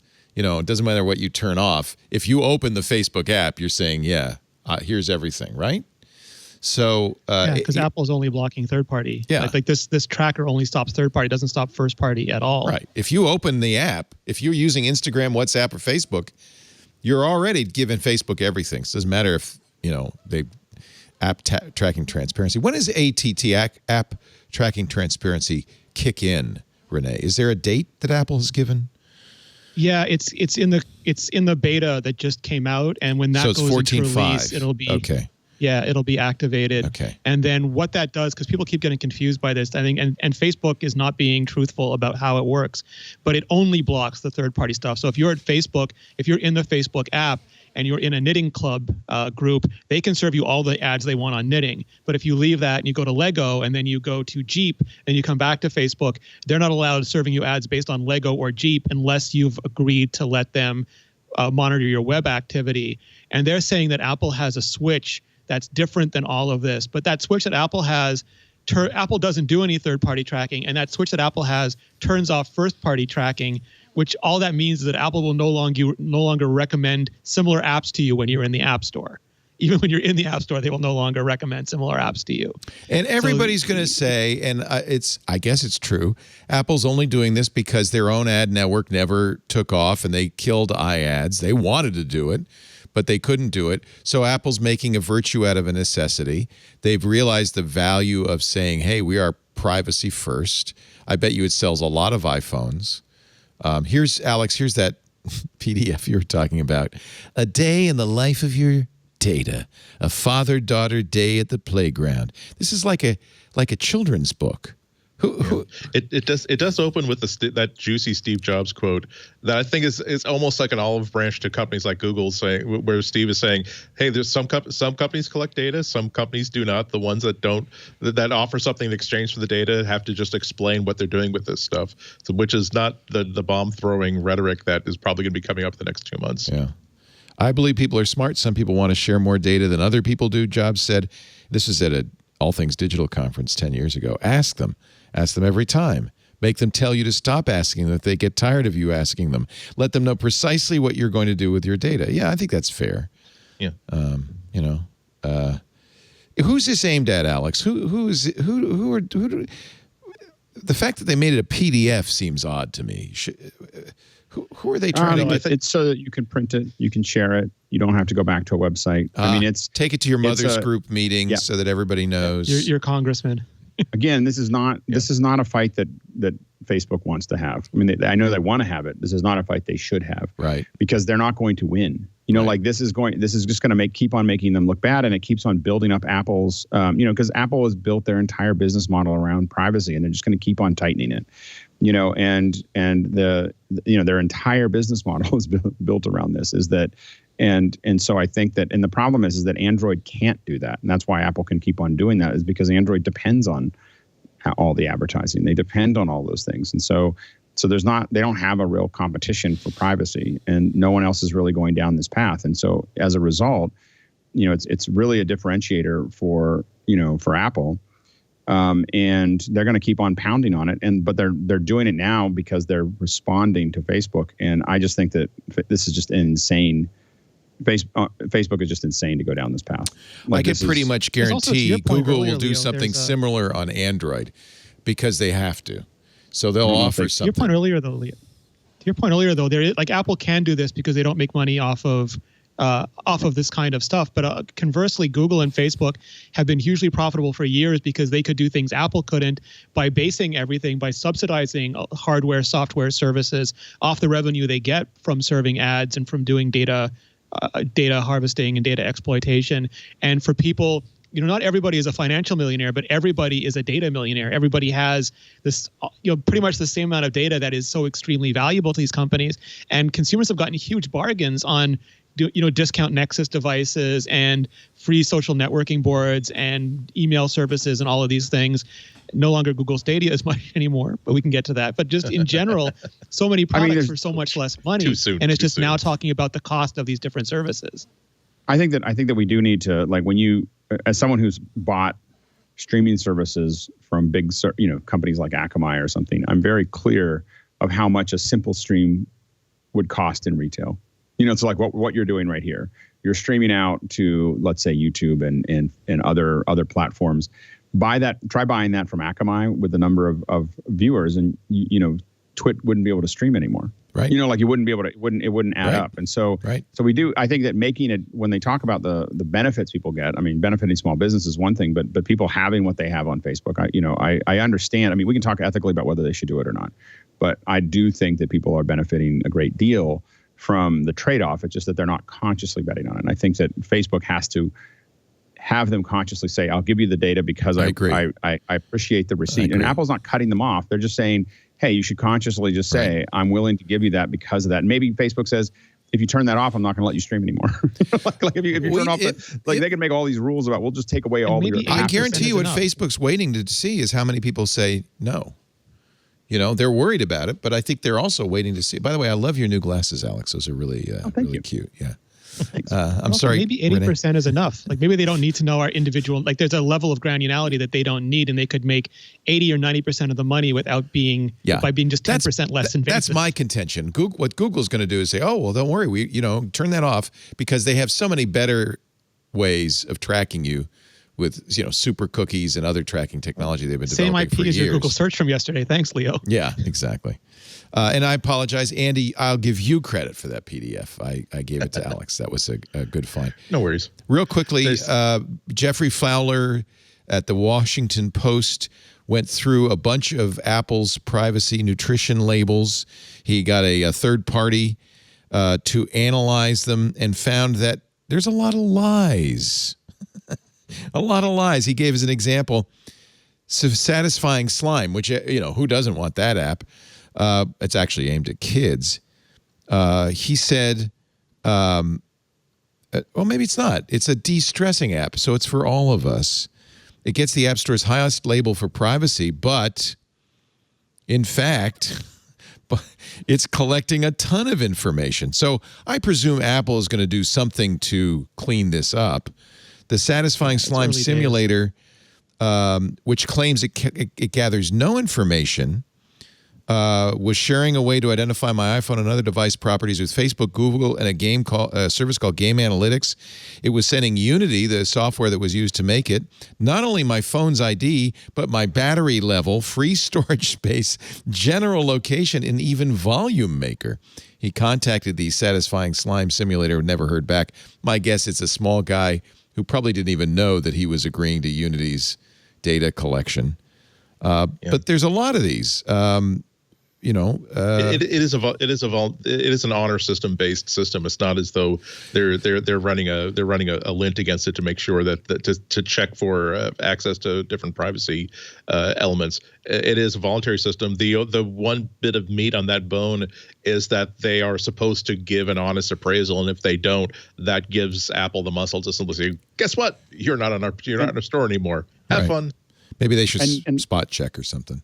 And one of the things is that with many of these things, to avoid the appearance of, especially with all the antitrust and everything else, is you start something and then you give it some time to kind of sink in. You say it's going to be voluntary, and then you just slowly start tightening that process. And it means that people, were out doing it for a while and they were voluntary. They have time to kind of sort that out. So I think this is probably Apple's first kind of like, hey, we're doing this, and then over the next couple of years, you'll just see them slowly pull that corral in and tighten the solution where it becomes much more aggressive. The first thing, introduce it, and then you can start making moves. Let's take a little break. I want to take a little break, and we'll come back. We have lots more to talk about. We are an hour and 40 into the show. We did go to space for a while. We went to space. That took a little time. Andy Anako, Renee Ritchie, and it's great to have Alex Lindsay joining the panel, the founder of MacBreak. So we got to give him a little bit of credit. And that seat now vacated by Lori Gill because she took a job. She did two things. She took a job with the fruit company and got married, so she had no time for us. Is always available to you, Alex, anytime you want. I'm hoping to come back as often as possible now. Oh, I love it. Yeah. Our show today, you've probably all seen the ads. I see them all the time. First by the founder, then by another guy. Gabi, I use Gabi. You could save money on insurance with Gabi. And I've seen those ads over and over again. And then I used it and I went, oh, wow, this thing is amazing. I want to tell you about our advertisers. Gabi Insurance, Gabi. If you ever have done this, you know how hard it is. If you've ever shopped your car insurance or your home insurance, tried to find, gone to insurer after insurer and tried to find the best price, they don't make it easy. They don't want to make it easy. It is difficult to do. Gabi was created by tech people who said, you know what, we can pressure these companies into doing APIs. We can write a program that will do this work for you. They told me the average online quote takes 1,100 keystrokes, and you have to do that for each company if you're doing that by hand. So that's 1,100 keystrokes per company. Since Gabi is going to go out and compare your current coverage with 40 of the top insurance providers, the big boys, Progressive, Nationwide, Travelers, just multiply that 40 times 1,100 keystrokes. That's how many keystrokes Gabi is saving you. It's a very simple process. You put the app on your phone, you answer a few simple questions, and they're going to go out and they're going to do the research automatically for you using the API and give you quotes. They're going to tell you how much they can save you. Now, what I love is they're very honest. So I shopped both my car and home insurance. And they said, after I gave them some basic information, you got a great deal. We can't beat it. They literally said, you got the best deal. So congratulations. On the home insurance, it was a little different. They saved me $2,800 a year on home insurance. I was blown away. And this really worked, and it really happened. It's very simple. So they said, okay, well, who are you getting insurance from for car? I won't name names. I don't want to shame anybody, but who are you getting it for car, and who are you getting it for home? So you link your account in. So that way they get the information from the current insurer. And then within a few minutes, you're going to get quotes for the exact same coverage. That's what I did. If you want to move forward with one of the quotes, the insurance company you selected, and they'll show you all the different ones. And they'll show you the ratings too, by the way. I found for our home insurance a company that has a better rating than our current insurer. Then, now I should warn you, and I want to be really upfront about this. The next step is you say, yeah, I'd like to find out more about that. Now, at no point are you committed at this point. So yeah, I'd like to find out more about that. Then they actually go to the insurer, and you probably will have additional questions because the insurance company's underwriter now gets involved. And so they're going to review the details, and there may be adjustments based on info that wasn't shared prior, because otherwise Gabi would have to ask you a lot more questions. Unfortunately, not all of the insurance companies in the world are as automated as you and I would like. So occasionally you'll need to speak with a Gabi registered insurance agent who will, because they require this, these various insurers, some of them require it, who will review the details and confirm the final price. So I want you to know up front, it's very fast to get that initial quote, and then there may be additional steps. You're still not committed, by the way. Go through that whole process, and only if you're satisfied that you're getting a better deal, then you can go through with it. But I can't tell you how much time. This kind of blew me away. Our insurance company, this year raised our rates. Lisa told me, I can't remember. It was like $7,000. It was like our home insurance. And Lisa said, we got to shop this. And I said, yeah, good luck. Have fun. I didn't want to do it because it's a lot of work. It's a lot of phone calls. In many cases, it's a lot of typing. In other cases, if they do have a website that you can do this with, Gabi, it was literally a couple of minutes. They got back to me. We looked at the various quotes. We said, yeah, that's a really good one from a company we know and trust. $2,800 they saved us. I was blown away. And I love it that if they can't find savings, they'll let you know. Because on the car, they said, yeah, you're getting a good deal. That actually made me feel good. Gabi customers, on average, save $961 a year. That's on average. We're about 3 times that. I tell you what, it's incredible. And very privacy focused. They do not sell your info. No robocalls. No spam. They have a very fast, very efficient online tech support. The chat is great. Sometimes you go in a chat on some of these sites and it takes a long time. They respond in seconds. We were able to get all the information we needed. Look, the chances are you're overpaying on car insurance or home insurance. In fact, chances are you know that, and just like me, didn't want to go to the trouble of finding a better deal. You got it. Owe it to yourself. Download Gabi, Gabi. No obligation, free to check. They don't ask a lot of information. They protect your privacy. gabi.com/MacBreak. I want to actually give you the address so that they know you saw it here. gabi.com/MacBreak. All I can say is I'd seen those ads a bunch of times on TV, and I registered it, but I didn't think about it. At some point when Lisa said they went up by 7,000, I said, all right, quick. I got Gabi, and amazing. gabi.com/MacBreak. It's well worth it. And you know what? No cost, no obligation. Your privacy is protected. I think it's what you want to do. On we go with the show. I thought that privacy conversation was great. In fact, I won't move us on. If there's anything else, Alex, was there anything else you wanted to add to the story before we I just want to add that I think my camera's better. Oh, my God. What did you do? I restarted the Skype camera. I just turned it off. Scrubbed the Vaseline off the lens. I did. I literally turned it off while you were talking or something, or we were watching the space thing. I turned it off and I turned it back on. Here we go. That's when I noticed how nice your glasses are. Right, because you couldn't see them before. I hadn't seen them. They were blurry. So you effectively rebooted the camera. What kind of camera is it? No. I rebooted Skype. I just literally turned the camera off on Skype. Oh. I just muted the camera in Skype, and then I muted it, and then it was fine. Most of our shows should be titled, "Oh, Skype." Oh my gosh. The funny thing is the only thing I use Skype for now is the show. Are you Zoom on all the stuff you do? We use a lot of different. I'm on a lot of different. What's your favorite? So, Zoom. Zoom's got the best tools and the best. It's actually the best quality at this point. We have a 1080p account, so it's a good. Could we use Zoom to do what we do now, like this, with a full screen? Oh yeah, you could. Yeah, we do it. We do what you do with up to 14 computers, where we have a point-to-point with every computer. Each computer is dedicated. Yeah. Yeah, and it's actually even better because with Zoom, if you have a Zoom room, which is what we use, you can actually have the screen share from the person as well as them, which means that if they want to show you something, you can actually just be cutting back and forth between it. It's 2 inputs for us at 1080p that's coming in from each Zoom room from each presenter. Smart. And so you can very seamlessly move back and forth, and the audio quality now is better or at least as good at Zoom as Skype is. Yeah, it sounds good. Yeah. And maybe we should try Zoom. We keep trying stuff. I really wanted to like OBS Ninja because it's open source, but we've had a little audio issue, and I think it's just our audio system doesn't interface with it. The hard part with any of we tested WebRTC and then stopped using it because it has a hard time traversing complex networks.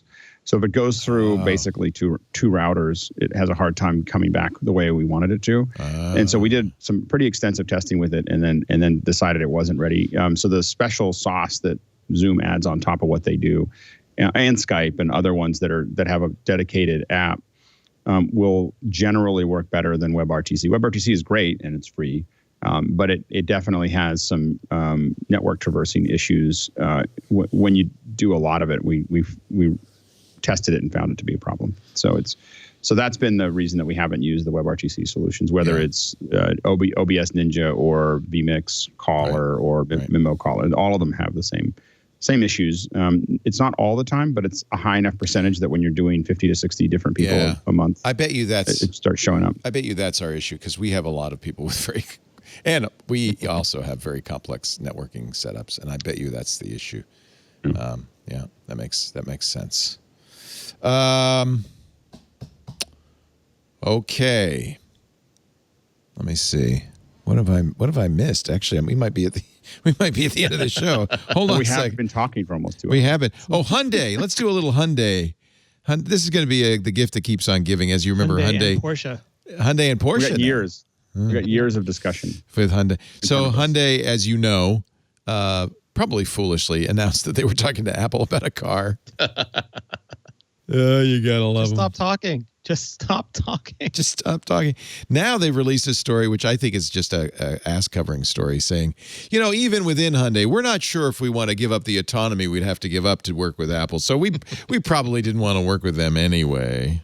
That's the reason why I refuse to build a car for Apple as well. I'm an artist. No, I'm an individual. I don't fit in with that. I'm a maverick, and Apple doesn't like that. That's why I'm not manufacturing their car.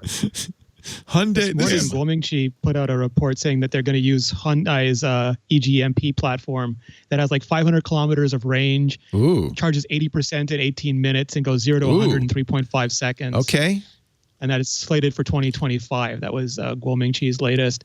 And simultaneously, Business Insider Germany announced that Apple had poached, let me get his name right, Manfred Herrer from the Volkswagen Group. Jawohl. Ran chassis design at Porsche and previously oversaw the Cayenne and is considered a all-star in the car design department. Oh, what if an Apple car looked like a Porsche? Oh, baby. They're also saying it's going to be more expensive than a Tesla. Like it's going to be a premium version of a Tesla.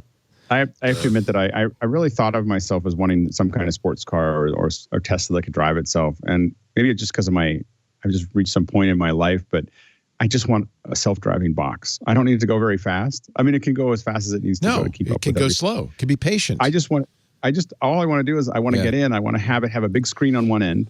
And then I want to be able to roll out of bed or a desk or an exercise bike.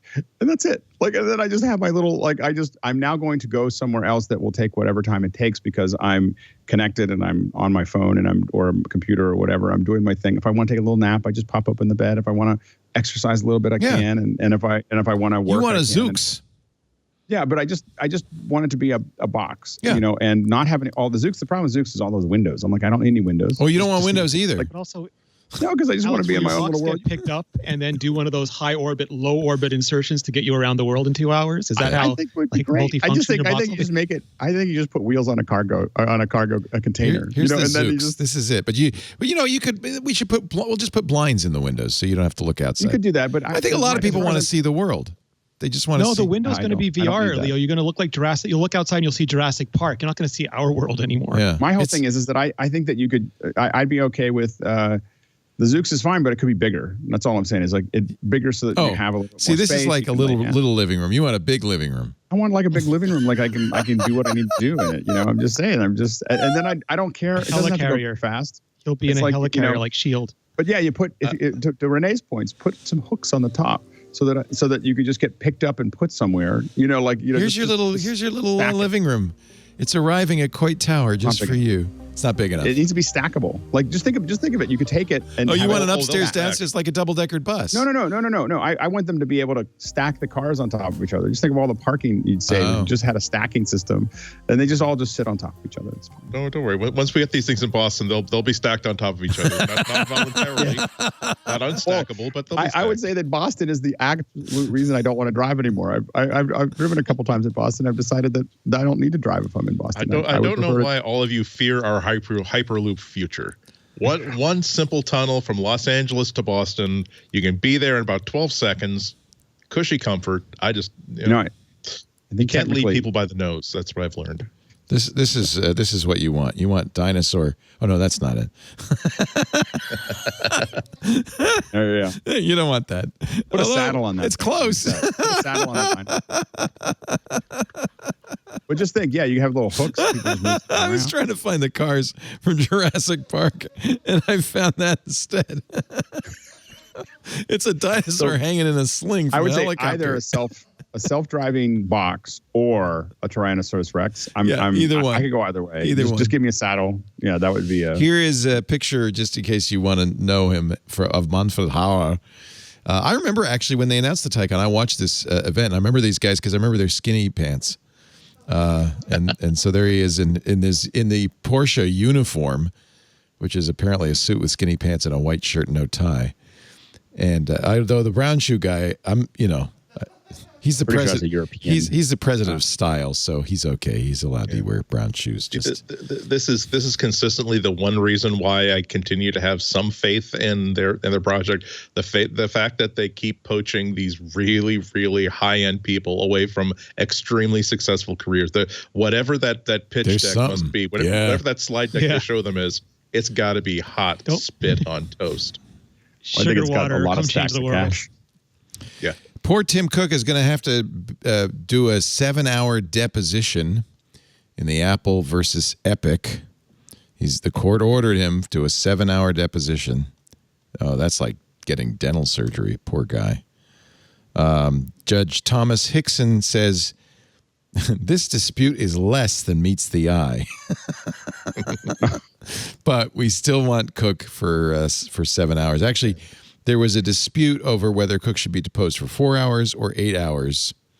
So Hickson pulled a little Solomon and said 7 hours. Yeah, that's still a big loss. Every single hour of a CEO's time is incredibly valuable. Good point. So this is why they fly in private jets. It's not just prestige and comfort. Right. It's that they don't have time to wait for a schedule. So every time that a CEO gets pulled out for a deposition, whether it's in front of the Senate or for a lawsuit, that is a very expensive and serious proposition. And also you have to confront the fact that maybe Tim Cook is not the best, most valuable witness for this deposition because he is the CEO, but maybe he doesn't know exactly what the contract to provide. Plausible deniability, absolutely. Suits. Yeah. Anyway. Speaking of CEOs, Amazon just announced that Jeff Bezos is going to step down as CEO of Amazon later this year. He'll become executive chair. And CEO of Amazon will be Andy Jassy. He's currently CEO of Amazon's most successful branch, Amazon Web Services. According to the testimony, he doesn't know how Amazon runs anyway, Leo. He's way too busy to know Amazon I have business. no idea. Amazon? What is that? Blue Origin finally finished building his space ride. You're not so far off. Here's the statement from Bezos as exec chair. I'll stay engaged in important Amazon initiatives, but also have time and energy I need to focus on the Day One Fund, the Bezos Earth Fund, Blue Origin, the Washington Post, and my other passions. Yeah. Spending my money. Exactly. Spend some more time with my Elon. money. Yeah. Big victory for Apple in the EU tax battle. Remember, Apple moved intellectual property to Ireland so that all non-U.S. revenue could be channeled to Ireland, which had a zero corporate tax, I think, at the time. The EU called foul, saying you can't do that, Ireland, and demanded that they collect back tax. I believe that Apple how it was routed they've been doing that for a long time. They didn't move to Ireland. They've been in court. No. They moved their IP to Ireland. They said, right. Ireland, you have the rights to all the intellectual property, and so everything that's purchased through Apple goes through Ireland. There's royalty fees paid to Ireland where there is no tax. That was that Double Dutch. Yeah, the Double Dutch. And that was all that money that finally did get repatriated thanks to the new tax bill from the President Trump, I think was his name, which allowed Apple to repatriate all that money and buy back all that stock. Anyway, the EU has lost in court this $15.7 billion I believe the EU. dispute. I think this is if I read that correctly, I think that this is actually their appeal. They lost, I think, in July. That's right. We had that story. They filed an appeal on Monday. You're right. Exactly. So Yep. Also, Migrate Visitor is not going to let this stand. They've already said that. Look, this court does not know what it's doing. They did not take into account the fact that its IP was not being developed in Ireland. That the manufacturing that's being called upon is not being done in Ireland. So this is just the next. They do their thing, and then the EU does their next thing, and this is not going to end. And also, this is a principal thing for this particular EU commissioner. This is not going to end the way that it often does with regulatory agencies in the United States, where at some point they want a negotiated settlement. The EU wants a win. I'm sorry, mispronounced her name. Margrethe Vestager wants a win here, and she will not stop until she gets it. I always call her Margrethe Vestager. But I'm making it up, so I don't know. She is the EU's competition commissioner and has been very aggressive against all big tech. She's kind of the big tech bête noire in Europe. And really, the dispute is not so much with Apple as with Ireland. And the whole idea is Ireland, you should never have allowed this special tax deal. We don't want any members of the EU to be doing this kind of thing.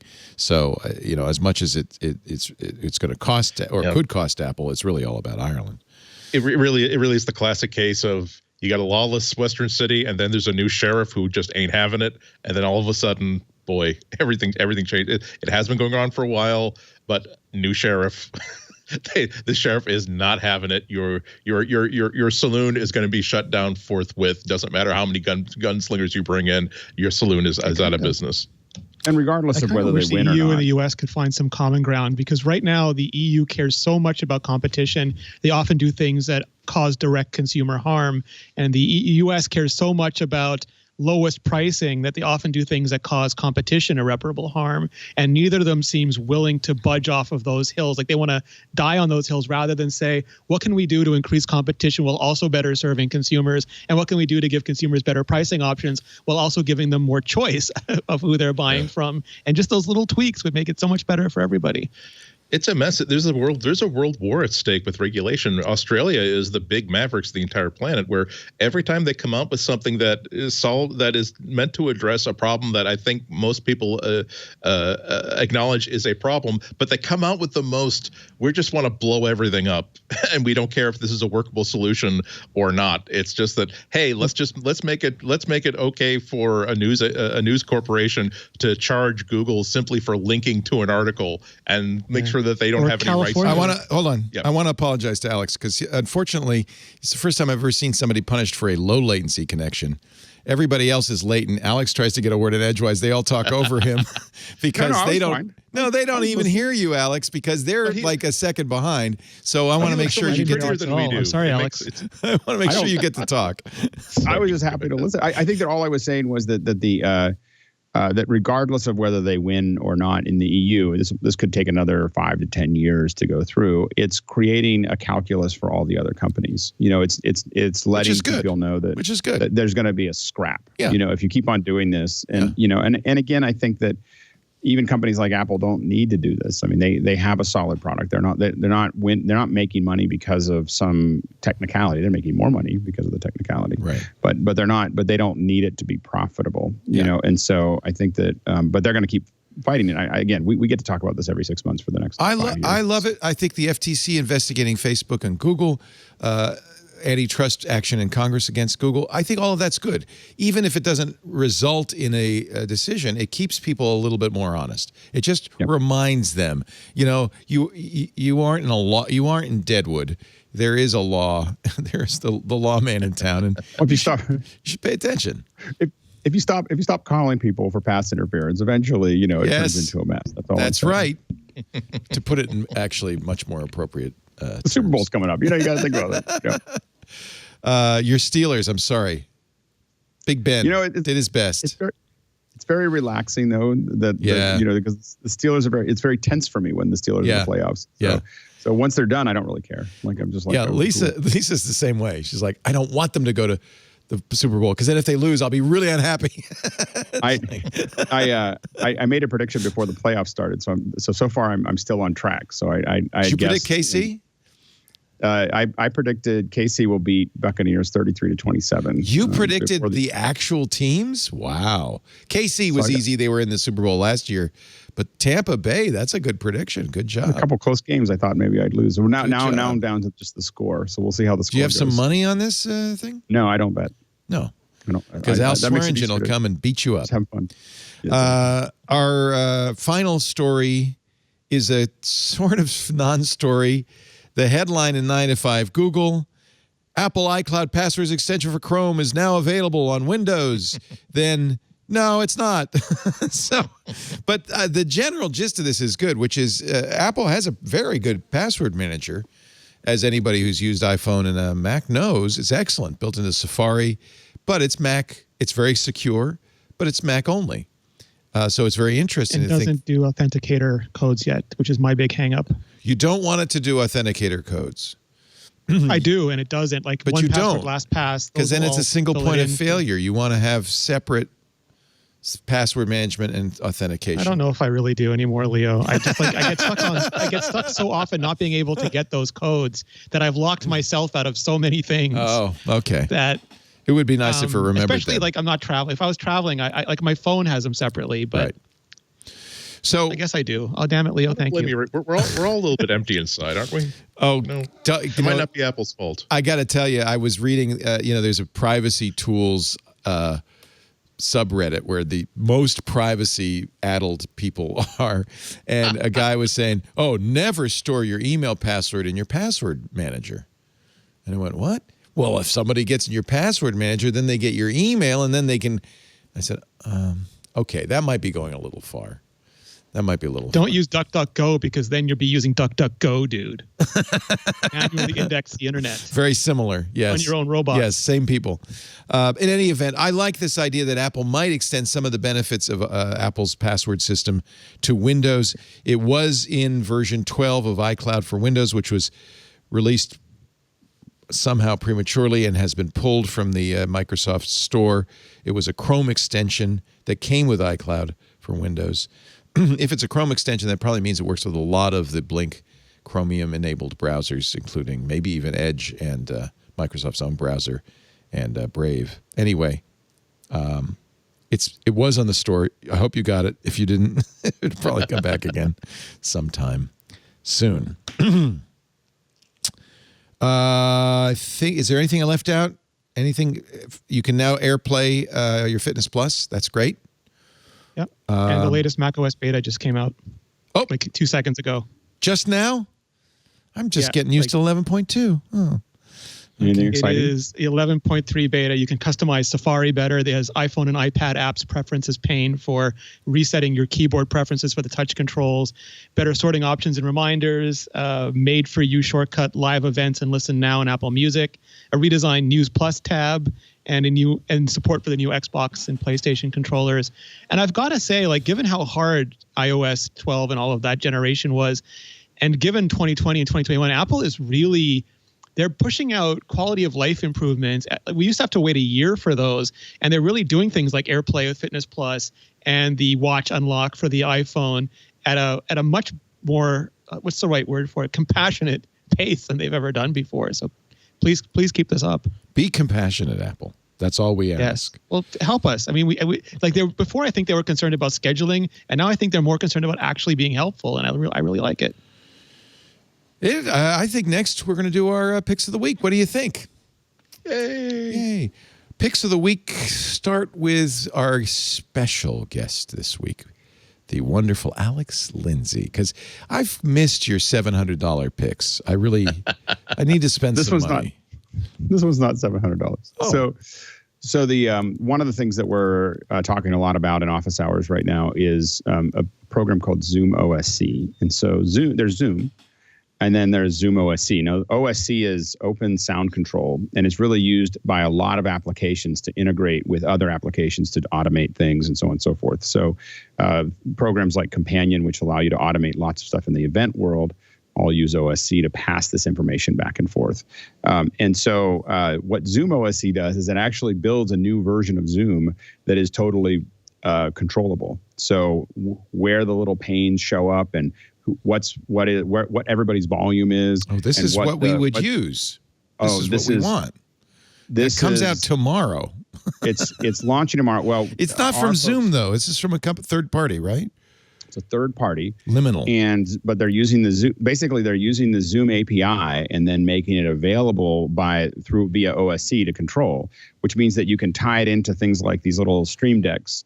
You can have all kinds of controls that you would have with the Stream Deck. You push a little button and it could highlight a bunch of people all at one time. And there's a lot of other, there's a lot of controls. So whether you're trying to run that next level of event with Zoom, where you don't want it to just be the normal, Zoom event, and you want to, or for someone like me, if I want to tie it into all of our hardware and have it do things, as we ask for it via other controls, all of those things are suddenly available to it. And so we've started to get into it. We're doing training. So the actual founder of Zoom OSC, or one of the founders of Zoom OSC, who is one of the programming staff, is actually every Saturday hanging out with our group talking about Zoom OSC. And if you go on YouTube, you'll see us talk about it. It was an amazing 2 hours of talking about it, of what's possible. And so now everyone's learning how to use it. This turns Zoom, this would be like, no, we don't need a TriCaster. We just need a Streamcast and Zoom, kind of. It's, you can do graphics. It's halfway. Yeah, you can have lower thirds, and you can have graphics and playback and all those things that you want. Now, does it replace the hardware that we use? Maybe not, but it does integrate with that hardware, and it fills that gap bettain. Can we use it with ATEM? Zoom event. Yeah, you can tie it. You can have the ATEM talk to it, so that, for instance, I can push a button and it would actually say highlight this person and pull them up. Or I can push, so all the controls, the ATEM talking can be converted back to OSC and then sent back into Zoom. And so there's so many places where you can basically supersize what you're doing in Zoom. And so a lot of people are trying to figure out, how do I build an event that I don't want a lot of hardware, I don't want to build something huge in the cloud, but I want something better, a more refined event than what I can get. And so this is it's just kind of amazing. Wait a minute. Is this when we look free? At it. So there's a version of it that's free, that you can do a lot of the work on it. And then I believe that the version, that the pro version of it, so 4 is free. So you can do a lot of the stuff that you want to do for free. And then the pro version, I believe, is like $35 a month per instance or whatever. And right now, the folks that are, you can sign up until the end of Thursday. Folks that are in office hours actually get a month of it for free, so that they can learn how to do it with Andy, who's one of the programmers and one of the founders. And so you're actually able to learn how to use it over the next month inside of office hours. And it's mind blowing. Like, it really is like what you can control and everything else. It kind of takes Zoom to an entirely different level. So if you're trying to do that kind of thing, and you're trying to figure out how to push it, it's a pretty amazing app. And I would definitely definitely check it out. And office hours, what's the easiest way to get that link? Follow your Twitter? The easiest way to get the link is to just go to any of the YouTubes at the very top of the description of all the YouTubes or all the last couple months. You can just click on it and register inside for Zoom. If you just want to type it in, it's just bit.ly/ with camel caps, the office hours. So capital T, capital O, capital H, the office hours. So bit.ly, bit.ly/ the office hours. Oh, that's easy. You can get that. Yeah. So you can just use that, or you can go to YouTube and on my channel and see all these ones, and you'll see a link there for it. There's about 3,000 people now that are in the group, and about 1,000 on Discord, a little over 1,000 now on Discord. And then we have anywhere from 400 to 600 people show up every morning. And so it's general cool. Q&A inside of office hours, but this is an initiative that we're doing. So right now we're doing training on Zoom OSC, and then in the future we have some training that we're going to be doing on Resolve, and all of it's free. So Blackmagic's DaVinci Resolve will be doing some training for HDR work. Virtual production is coming in the summer, so we're kind of continuing to have more and more fun as the group gets. And then we're having great guests. We've had the director of South by Southwest came on for an hour, like you came on, and everyone here has had an hour. Andy and Renee and you. Director of South by Southwest came on. Head of their EDU has come on, and so that's been some fun discussions. And we've got a lot of them coming up every morning. Almost every morning we have some kind of special hour that we're talking through. Nice. Anyway. But Zoom OC is really cool. You had another friend of mine who does the animated displays in Times Square for an entire hour last week, the week before. Was that it? Yeah. So Phil Lenger does all the displays, manages, I don't know all of them, but a lot of the displays in Times Square. And so he gave everybody this incredible like tour of like what this actually looks like and how it actually gets done. And Phil's been doing stuff in Times Square for, I don't know, 30 or 40 years. And so there's an incredible amount of knowledge there. And he's just one of the many incredible, and we have we have like the founder of, the computer aided teleprompters. Courtney he comes to every day. When we talk about teleprompters, man, he can really tell you how it used to look. So anyway, lots of folks like that just have incredible backgrounds from all over the world. It's usually on any given day, there's 4 or 5 continents represented on the panel. Very cool. It's pretty slick. Wow, you invented Clubhouse. That's all I can say. It's Alex's Clubhouse. Yeah, it's a lot of fun. It's becoming less and less mine and more ours every day because it's just an incredible group of people that shows up every day to be part of the conversation. Andy Anako has come up with a pick of the week that involves paper. Yes, well, we're still stuck in lockdown in one way or another. You still have crafts projects you have time for. There's an artist and designer by the name of Rocky Bergen who makes Papercraft models of classic computers, and his model of the Mac 128 is just mind blowing. That's really awesome. So you start off with the Mac itself, where it's cool shapes, about a couple inches high. The model is, each face is designed specifically photographically, realistically in color. Okay, and gets all the contours and all of the things shaped. Okay, of course you're going to get the keyboard, sure. The mouse, sure. The external disk drive, bonus points, that's great. But he also did, so you also get the floppies for Mac Write and Mac Paint and the boot disk. He also made the box that the Mac Write and Mac Paint software would come in with the manual inside. He also did the training cassettes. He even went so far as you get like little versions of the Apple computer stickers and the 1984 style like Apple credit card. Wow. And it's like I printed this out. I was about to. I printed it out on all I have is a laser printer.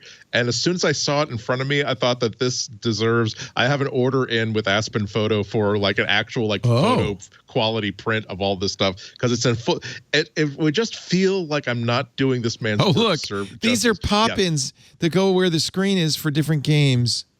Yes, you can have like Mac Paint. You can have like the Welcome to Macintosh startup screens, like a couple dozen of those things. And if that doesn't float your boat, he also has less ambitious but still awesome models of the Lisa 1, the Apple II Plus. It's just again, you just want to. I was just looking for a box somewhere on this site where I could just say, where can I just like put money in a box and mail it to you? Because this is just so. I'm looking for. I have the Lego kit for the Apollo 11 like lunar landing that's still ready for me to go someday. I am not looking forward to assembling that as much as I am looking forward to assembling this Papercraft Mac 128. It's just amazing. So this is a new term to me. This is a hobby thing called Papercraft, where you fold paper to make things. Is that? Yeah, it's not origami, as you can see. You get it's just a PDF that you download and print. Then you just get an X-Acto knife and you cut out like all of these like shapes from the paper. And you fold it and there are tabs where you just like glue things together, and you wind up with this beautiful paper. It's like a model. Yeah, exactly. It's like a model kit, only made out of like bits of paper. So don't think of this origami where, okay, so I'm going to do the crane fold and then a valley fold. Yeah, it's easy. Yeah. Now, have you done this printing it on photostock before? Have you? Is this new? I've done this kind of stuff before, and the results are usually pretty good. Sometimes, depending on how thick the paper is, I might have to score it on one side just to make sure it folds exactly where I want to. But again, I saw it on black and white paper in my laser printer, and I thought, this is something that I want to like. Put under like a little like display glass and put it on a shelf. So I want to go for it. I want to take the big swing at this thing, and it's free. Just to give you incentive, we will highlight it when you finish it. I want to see it.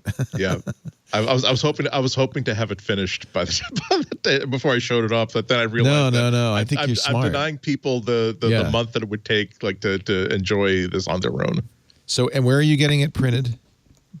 I mentioned it before. So you can just send them a PDF, and they will print the PDF. And it's 8.5 by 11 paper. It's a lot of different prints, photo print services will just have 8.5 by 11 as one of their options. Aspen Creek Photo, I think is what I usually use. And so you print this on photo paper, and then the colors are going to pop. It's going to really look good. Yeah, if you have a halfway decent color inkjet printer, I'm sure that would work just as fine. I just don't. Chiefly because every time I want to print something in color, it's like I used to have a color inkjet printer, but every time I use it so infrequently that step number one, order $80 worth of inks to replace the cartridges that dried out since the last time that I used it. So I'm like, okay, I'll just order out. RockyBergen.com/Papercraft. He also has an IMSI. Yeah, he's got. This is really cool stuff. An Amiga, an Amstrad. An Apple II, Model 3. Lisa. Wow. Also with like appropriate screen images. It's like that's like on the Model 3 model. I was looking at the. I have not seen that dancing ASCII alien in a long time. I'm having flashbacks. This is so good. I love this. Yeah. Look at that. IBM the HP, one of the first desktop computers of all time. Yeah. You get a Nintendo Advanced Video System, the Sega Master System. Make them all. Yeah. Sinclair. Wow. Renee Ritchie, your pick of the week. So my pick is this sub-site on apple.com that went live, I believe it was yesterday, and it's Apple's new mini site for racial equity and justice initiative, what they've been working on for the last week as part of Black History Month, but also just as part of Apple's commitment to this issue going back since they established their $100 million fund. I think it was last year already. And this sort of lays out everything that they're doing, everything they're planning, the purpose, the reasons for it, why they believe that it is critically, urgently important to address this, not, in general terms, in vague terms, some point in the nebulous future, but immediately, and sort of what they're doing, why they're doing it. And I know it's been hard for some people because everyone likes to self-identify with everything that companies that they like do. And some people look at this and say, well, this doesn't represent me, or why don't I see me there, or why isn't this for me? Not understanding that everything has been for us for decades, for centuries, and that Apple really believes that more has to be done to make it available truly for everybody, to give everybody the same level of opportunity. And it's not so much something that is, dedicated to one group of people, but something that is imperative to make us all one bigger group of people, so that we're not holding anybody back anymore, but we're all being able to run faster, further together. And this just does an excellent, beautiful job of laying all of that out, along with everything else Apple's doing across their services and even product lineups as part of the initiative. So I thought it was really, really well done, and wanted to share it. There's an Apple News Spotlight. I've seen the stories, the Black Lives stories on Apple TV Plus. This is good.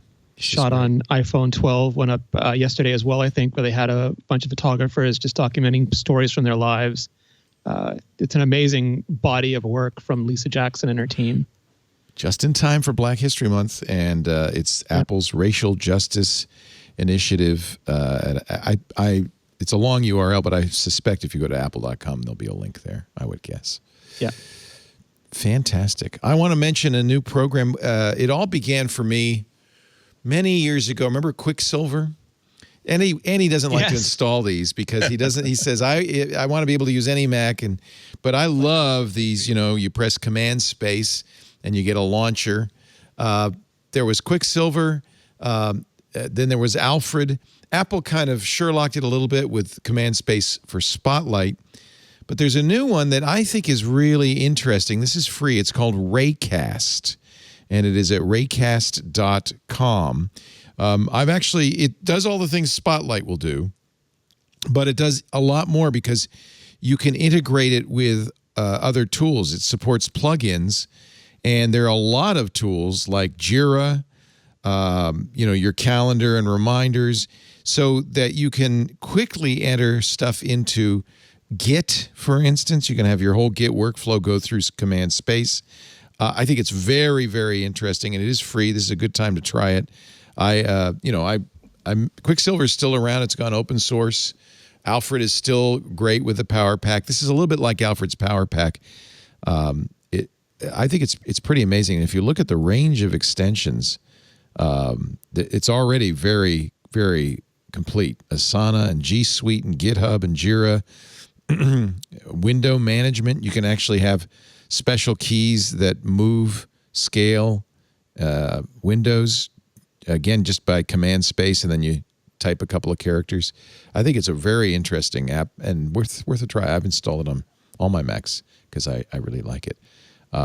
Raycast, R-A-Y. Not a great name. It sounds kind of industrial. Raycast at raycast.com.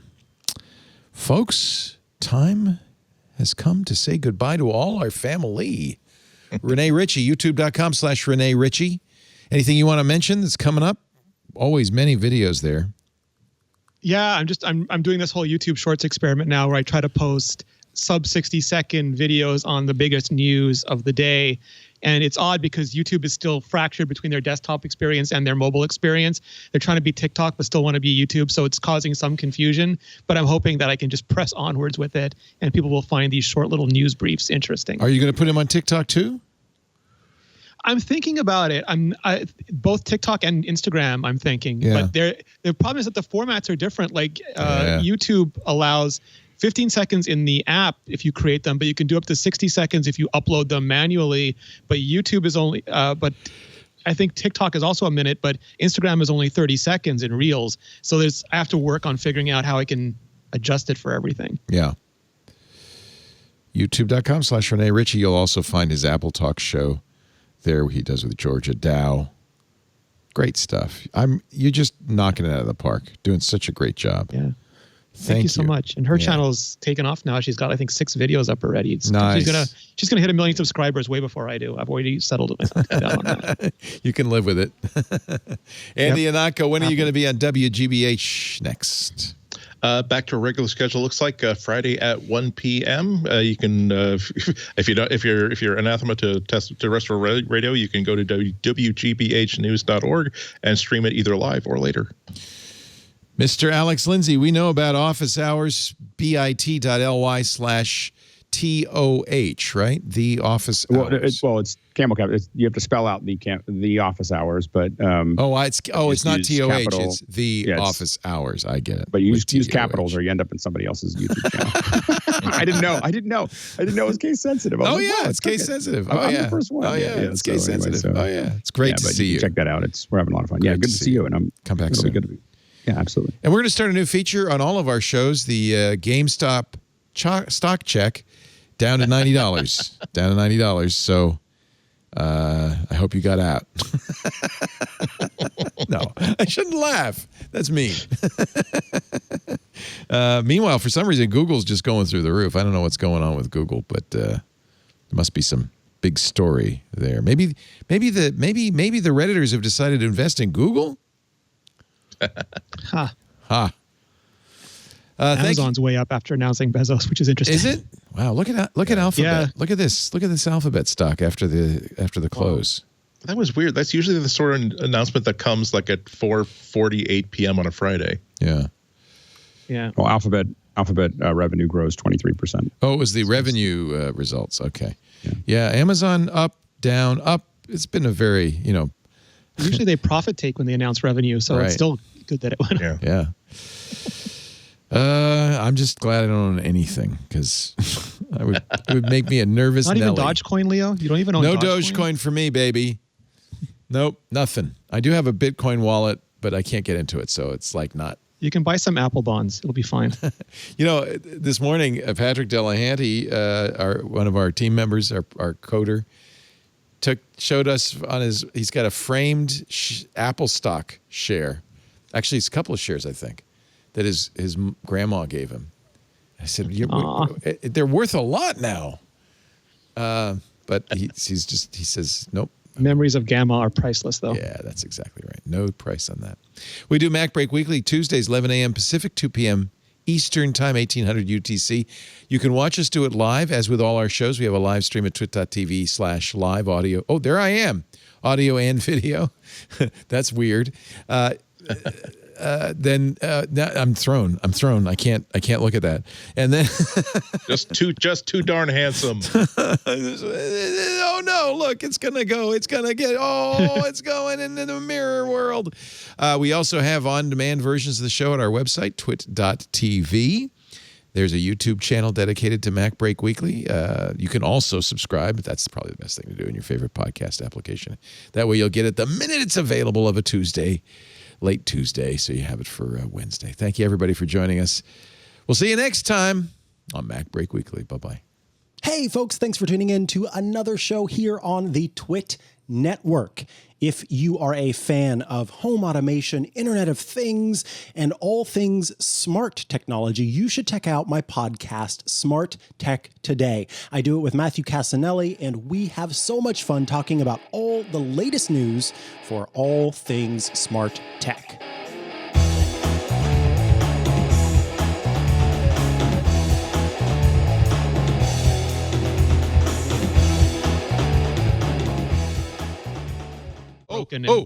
Quick, switch to the launch. Starship is going up right now. Test flight. Look at that. Sorry we didn't get you the countdown. Is this SN9 is airborne? I'm glad they're finally making really fake-looking rockets. You know, I gotta ask, how much of that is Elon going, if you could add some fins?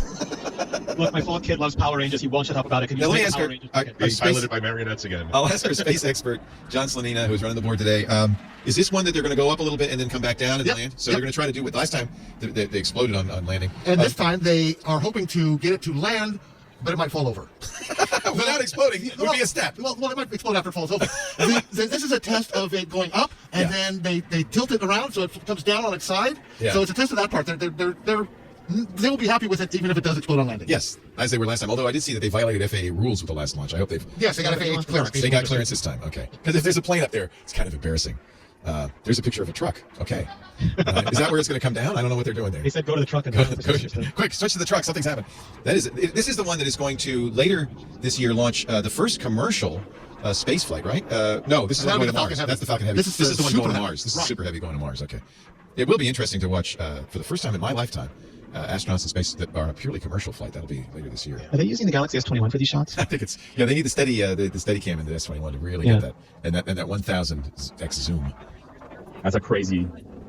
I'm sorry, we're kind of space crazy here, and we interrupted Tim for this launch. Sure.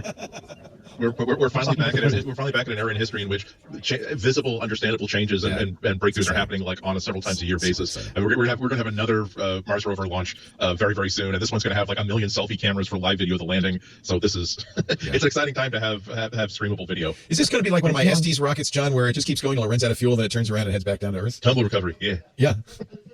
Elon said on Clubhouse that he has a Neuralink implant that can play video games with his brain. Yeah, right. How much longer should we stay with this, John? Or is it going to? I do. How long is that going to be? Okay, we'll stay with this. Remember, until the top pops out and we see that orange and white plastic thing, this is not a safe launch. They don't get credit.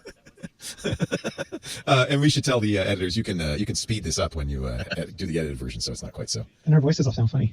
Let's go really fast. Okay, so we're getting to shut down. Of course, it's the partial helium environment that's in the spacecraft. Okay. The cameras have lost it. Oh, there it is. I'm telling you, every time the streaming video breaks up a little bit, and my heart goes in my throat at least once. I know. Anybody who survived Challenger knows it's this is still a very scary moment. There's no humans aboard this, so it's not risking any lives. But were you in elementary school, Renee, when that happened? Yeah. Were you all watching Mr. B's hard drive in here. We never know. Yeah, we were all watching the school gymnasium. Oh my God. They wheeled the television in back in the day before you had. I was writing some 68,000 code on my Macintosh Plus or something, and watching it in my. Oh, here we go. Jesus, it's just like my Estes. It's gonna. Yep. Swing that butt around. So, but it's not. It's gonna go. Oh, that's what the fins are for. So now it's aeronautic. Now it's gonna fly. Superman lands. Something unusual. He flies up and then he uses backlights all the way down. Look at that. That is amazing. What fun. Yeah. The commercial flight, $50 million per seat, and of course no waiver on the one on a year full of training. So a guy bought his seat and then bought 3 more for the public, right? No, this next one coming up is actually a company that does not like space tourism. It's more like commercial space flight. So each one of those seats is being fulfilled by one is a scientist. There's another one that's doing some other kind of research. They might be rich people who wanted to be in space and willing to dedicate a year to training, but they're not just there like getting YouTube videos of eating M&Ms and zero gravity. They actually have work to do up there. And the long range, very interesting. The long range plans of the same company is to build a space station or build modules attached to the ISS, partly for their own crew and their own visitors, but also ultimately so that when the ISS space frame fails, they can just simply detach what will then be a fully completed private space station and start orbiting on their own. So this launch, which is coming up in the fourth quarter, Inspiration 4, the world's first all-commercial astronaut mission to orbit. There's the flip. Down. Here it's coming. Oh, yeah. That's too bad. That's a shame. It's exciting. It makes the launches a lot more exciting than just, they went to space. Yeah. It's like, they got to get 2 things back. It gives new meaning to sticking the landing. Is the angle better than last time? Look at that shot. There's another one right next to it. They're showing, look, it's okay. We got another. Wow. Okay. They got a little closer, though. This time was able to kind of, They didn't. It looks like they didn't get that back end swung around all the way. Right. Looks like it fell faster than they thought it was going to. But okay, there's no failure. This is not like a tech product where one spectacular failure means that the executive is going to move on to spend more time with his family. This is anticipated that even the Apollo landings, it was like the first attempt is going to be Apollo 11. We're not assuming that's going to be successful. So that's why the first people to land on the moon could be 12, 13, or 14. That was part of what they're thinking. Not that they weren't expecting to lose a crew, but they were expecting that we have a fault here, so we can't do the landing. So yeah. So yesterday SpaceX announced the Inspiration 4 will be in the fourth quarter this year, the world's first all-commercial astronaut mission to orbit. The founder and CEO of a company called Shift4 Payments, Jared Isaacman, bought his seat and is donating the 3 seats alongside him aboard the Dragon to individuals from the general public who will be announced in the weeks ahead. In fact, golden ticket, baby. You can go to inspiration4.com. You will get, so you mentioned training, Andy. It sounds like it's going to be kind of limited. You'll get commercial astronaut training by SpaceX, which will include operating in microgravity. You'll learn such things as zero gravity, stress testing, emergency preparedness training, spacesuit and spacecraft ingress and egress exercises, as well as partial and full mission simulations. But obviously, it'll be an abbreviated one because they haven't even picked them yet. It is going to be vomit comment, Laporte. You can open the vomit comment. But I want to. If I will go, then I'm going to apply because I'm probably too old. But this multi-day journey orbiting Earth every 90 minutes along a customized flight path. Upon conclusion, you'll re-enter the Earth's atmosphere for a. How much are the tickets again? It doesn't say, but Jared already bought it, so don't get your hopes up. You'll get a soft water landing. We hope. Well, definitely not. We definitely don't want the landing we just saw. That's all I got. So we're 26 days. The countdown to crew selection is on. We're 26 days off. If you want to secure your seat, I'm giving him a little ad here. Go to inspiration4.com. John, show the screen real quick, if you can. Click secure your seat. You can donate to St. Jude, or start a Shift4 shop, because of course it's Shift4 that is paying for this. And post your inspirational business story on Twitter for the opportunity to secure the seat representing prosperity. There's a seat for prosperity and there's a seat for generosity. Or I wonder if it's based on how much you give to St. Jude. Wow. Anyway, 26 days. And that, I probably shouldn't do this right after the rocket ship explodes because maybe that's not the best. Undersell. Spaces are opening up. This one will be safe. Now, this makes me a little nervous. The mission will be commanded by Jared Isaacman, the 37-year-old founder and chief executive officer of Shift4 Payments. Oh, and an accomplished pilot adventurer. All right. All right. Well, then that's okay. I could have been thinking of a different mission. There's another similar mission in which the leader of the crew is actually a former ISS commander. Yeah, no, this is the first commercial space, and it's highly commercial. Apparently, here's a picture of your fabulous seat aboard the Inspiration 4. Jared will probably be in this one, where the steering wheel is, and then looks like the other two are slightly larger. Maybe that's just because they're closer. I don't know. Meet the crew. Look at that. See, there's generosity, prosperity, and hope. I don't know how you get into the hope seat. That looks like it's kind of those strippers. It'll be Jared and 3 strippers. Oh, sure, why not? It's kind of amazing when you think about it that our kids are probably going to do low orbit space flight as commuting, to get from one side of the Earth to the other. Really, you think so? Hours. Yeah, slingshots. I think so. SpaceX first mission with an all-civilian crew, and I love it that the 3 out of the 4 will be, picked from the general public. Want to know how much internet access is on the ISS? There's actually NASA actually has a document, commercial and marketing pricing policy. So for when there's a commercial happening on the ISS, there's actually a price list of like what you get charged, including like $11,250 per crew per day for life support, $22,500 for crew supplies, food, air, provisions, supplies, medical kit, exercise equipment, etc. Data downlink is $50 per gigabyte. So competitive with the cruise industry. Yes, that's right. I remember the last Geek Cruise. It was that much. Yes, exactly right. Scooter X is admonishing me that Jared is a very accomplished pilot. He races jets. But I understand that. I doubt very much they're going to really let him drive. I think he's just going to be sitting there. I'm guessing, but maybe I'm I wrong. think the computers do most of the driving at this point. I would guess, yeah. He has several records, Scooter X tells me, including a speed around the world flight to raise money for the Make-A-Wish Foundation. He's flown in more than 100 air shows with the Black Diamond Jet team, so we know he's brave. And a decade ago, Spacex was his Kessel Run. yeah, a decade ago he co-founded Draken International, which trains pilots for the armed forces. So he's obviously into pilot.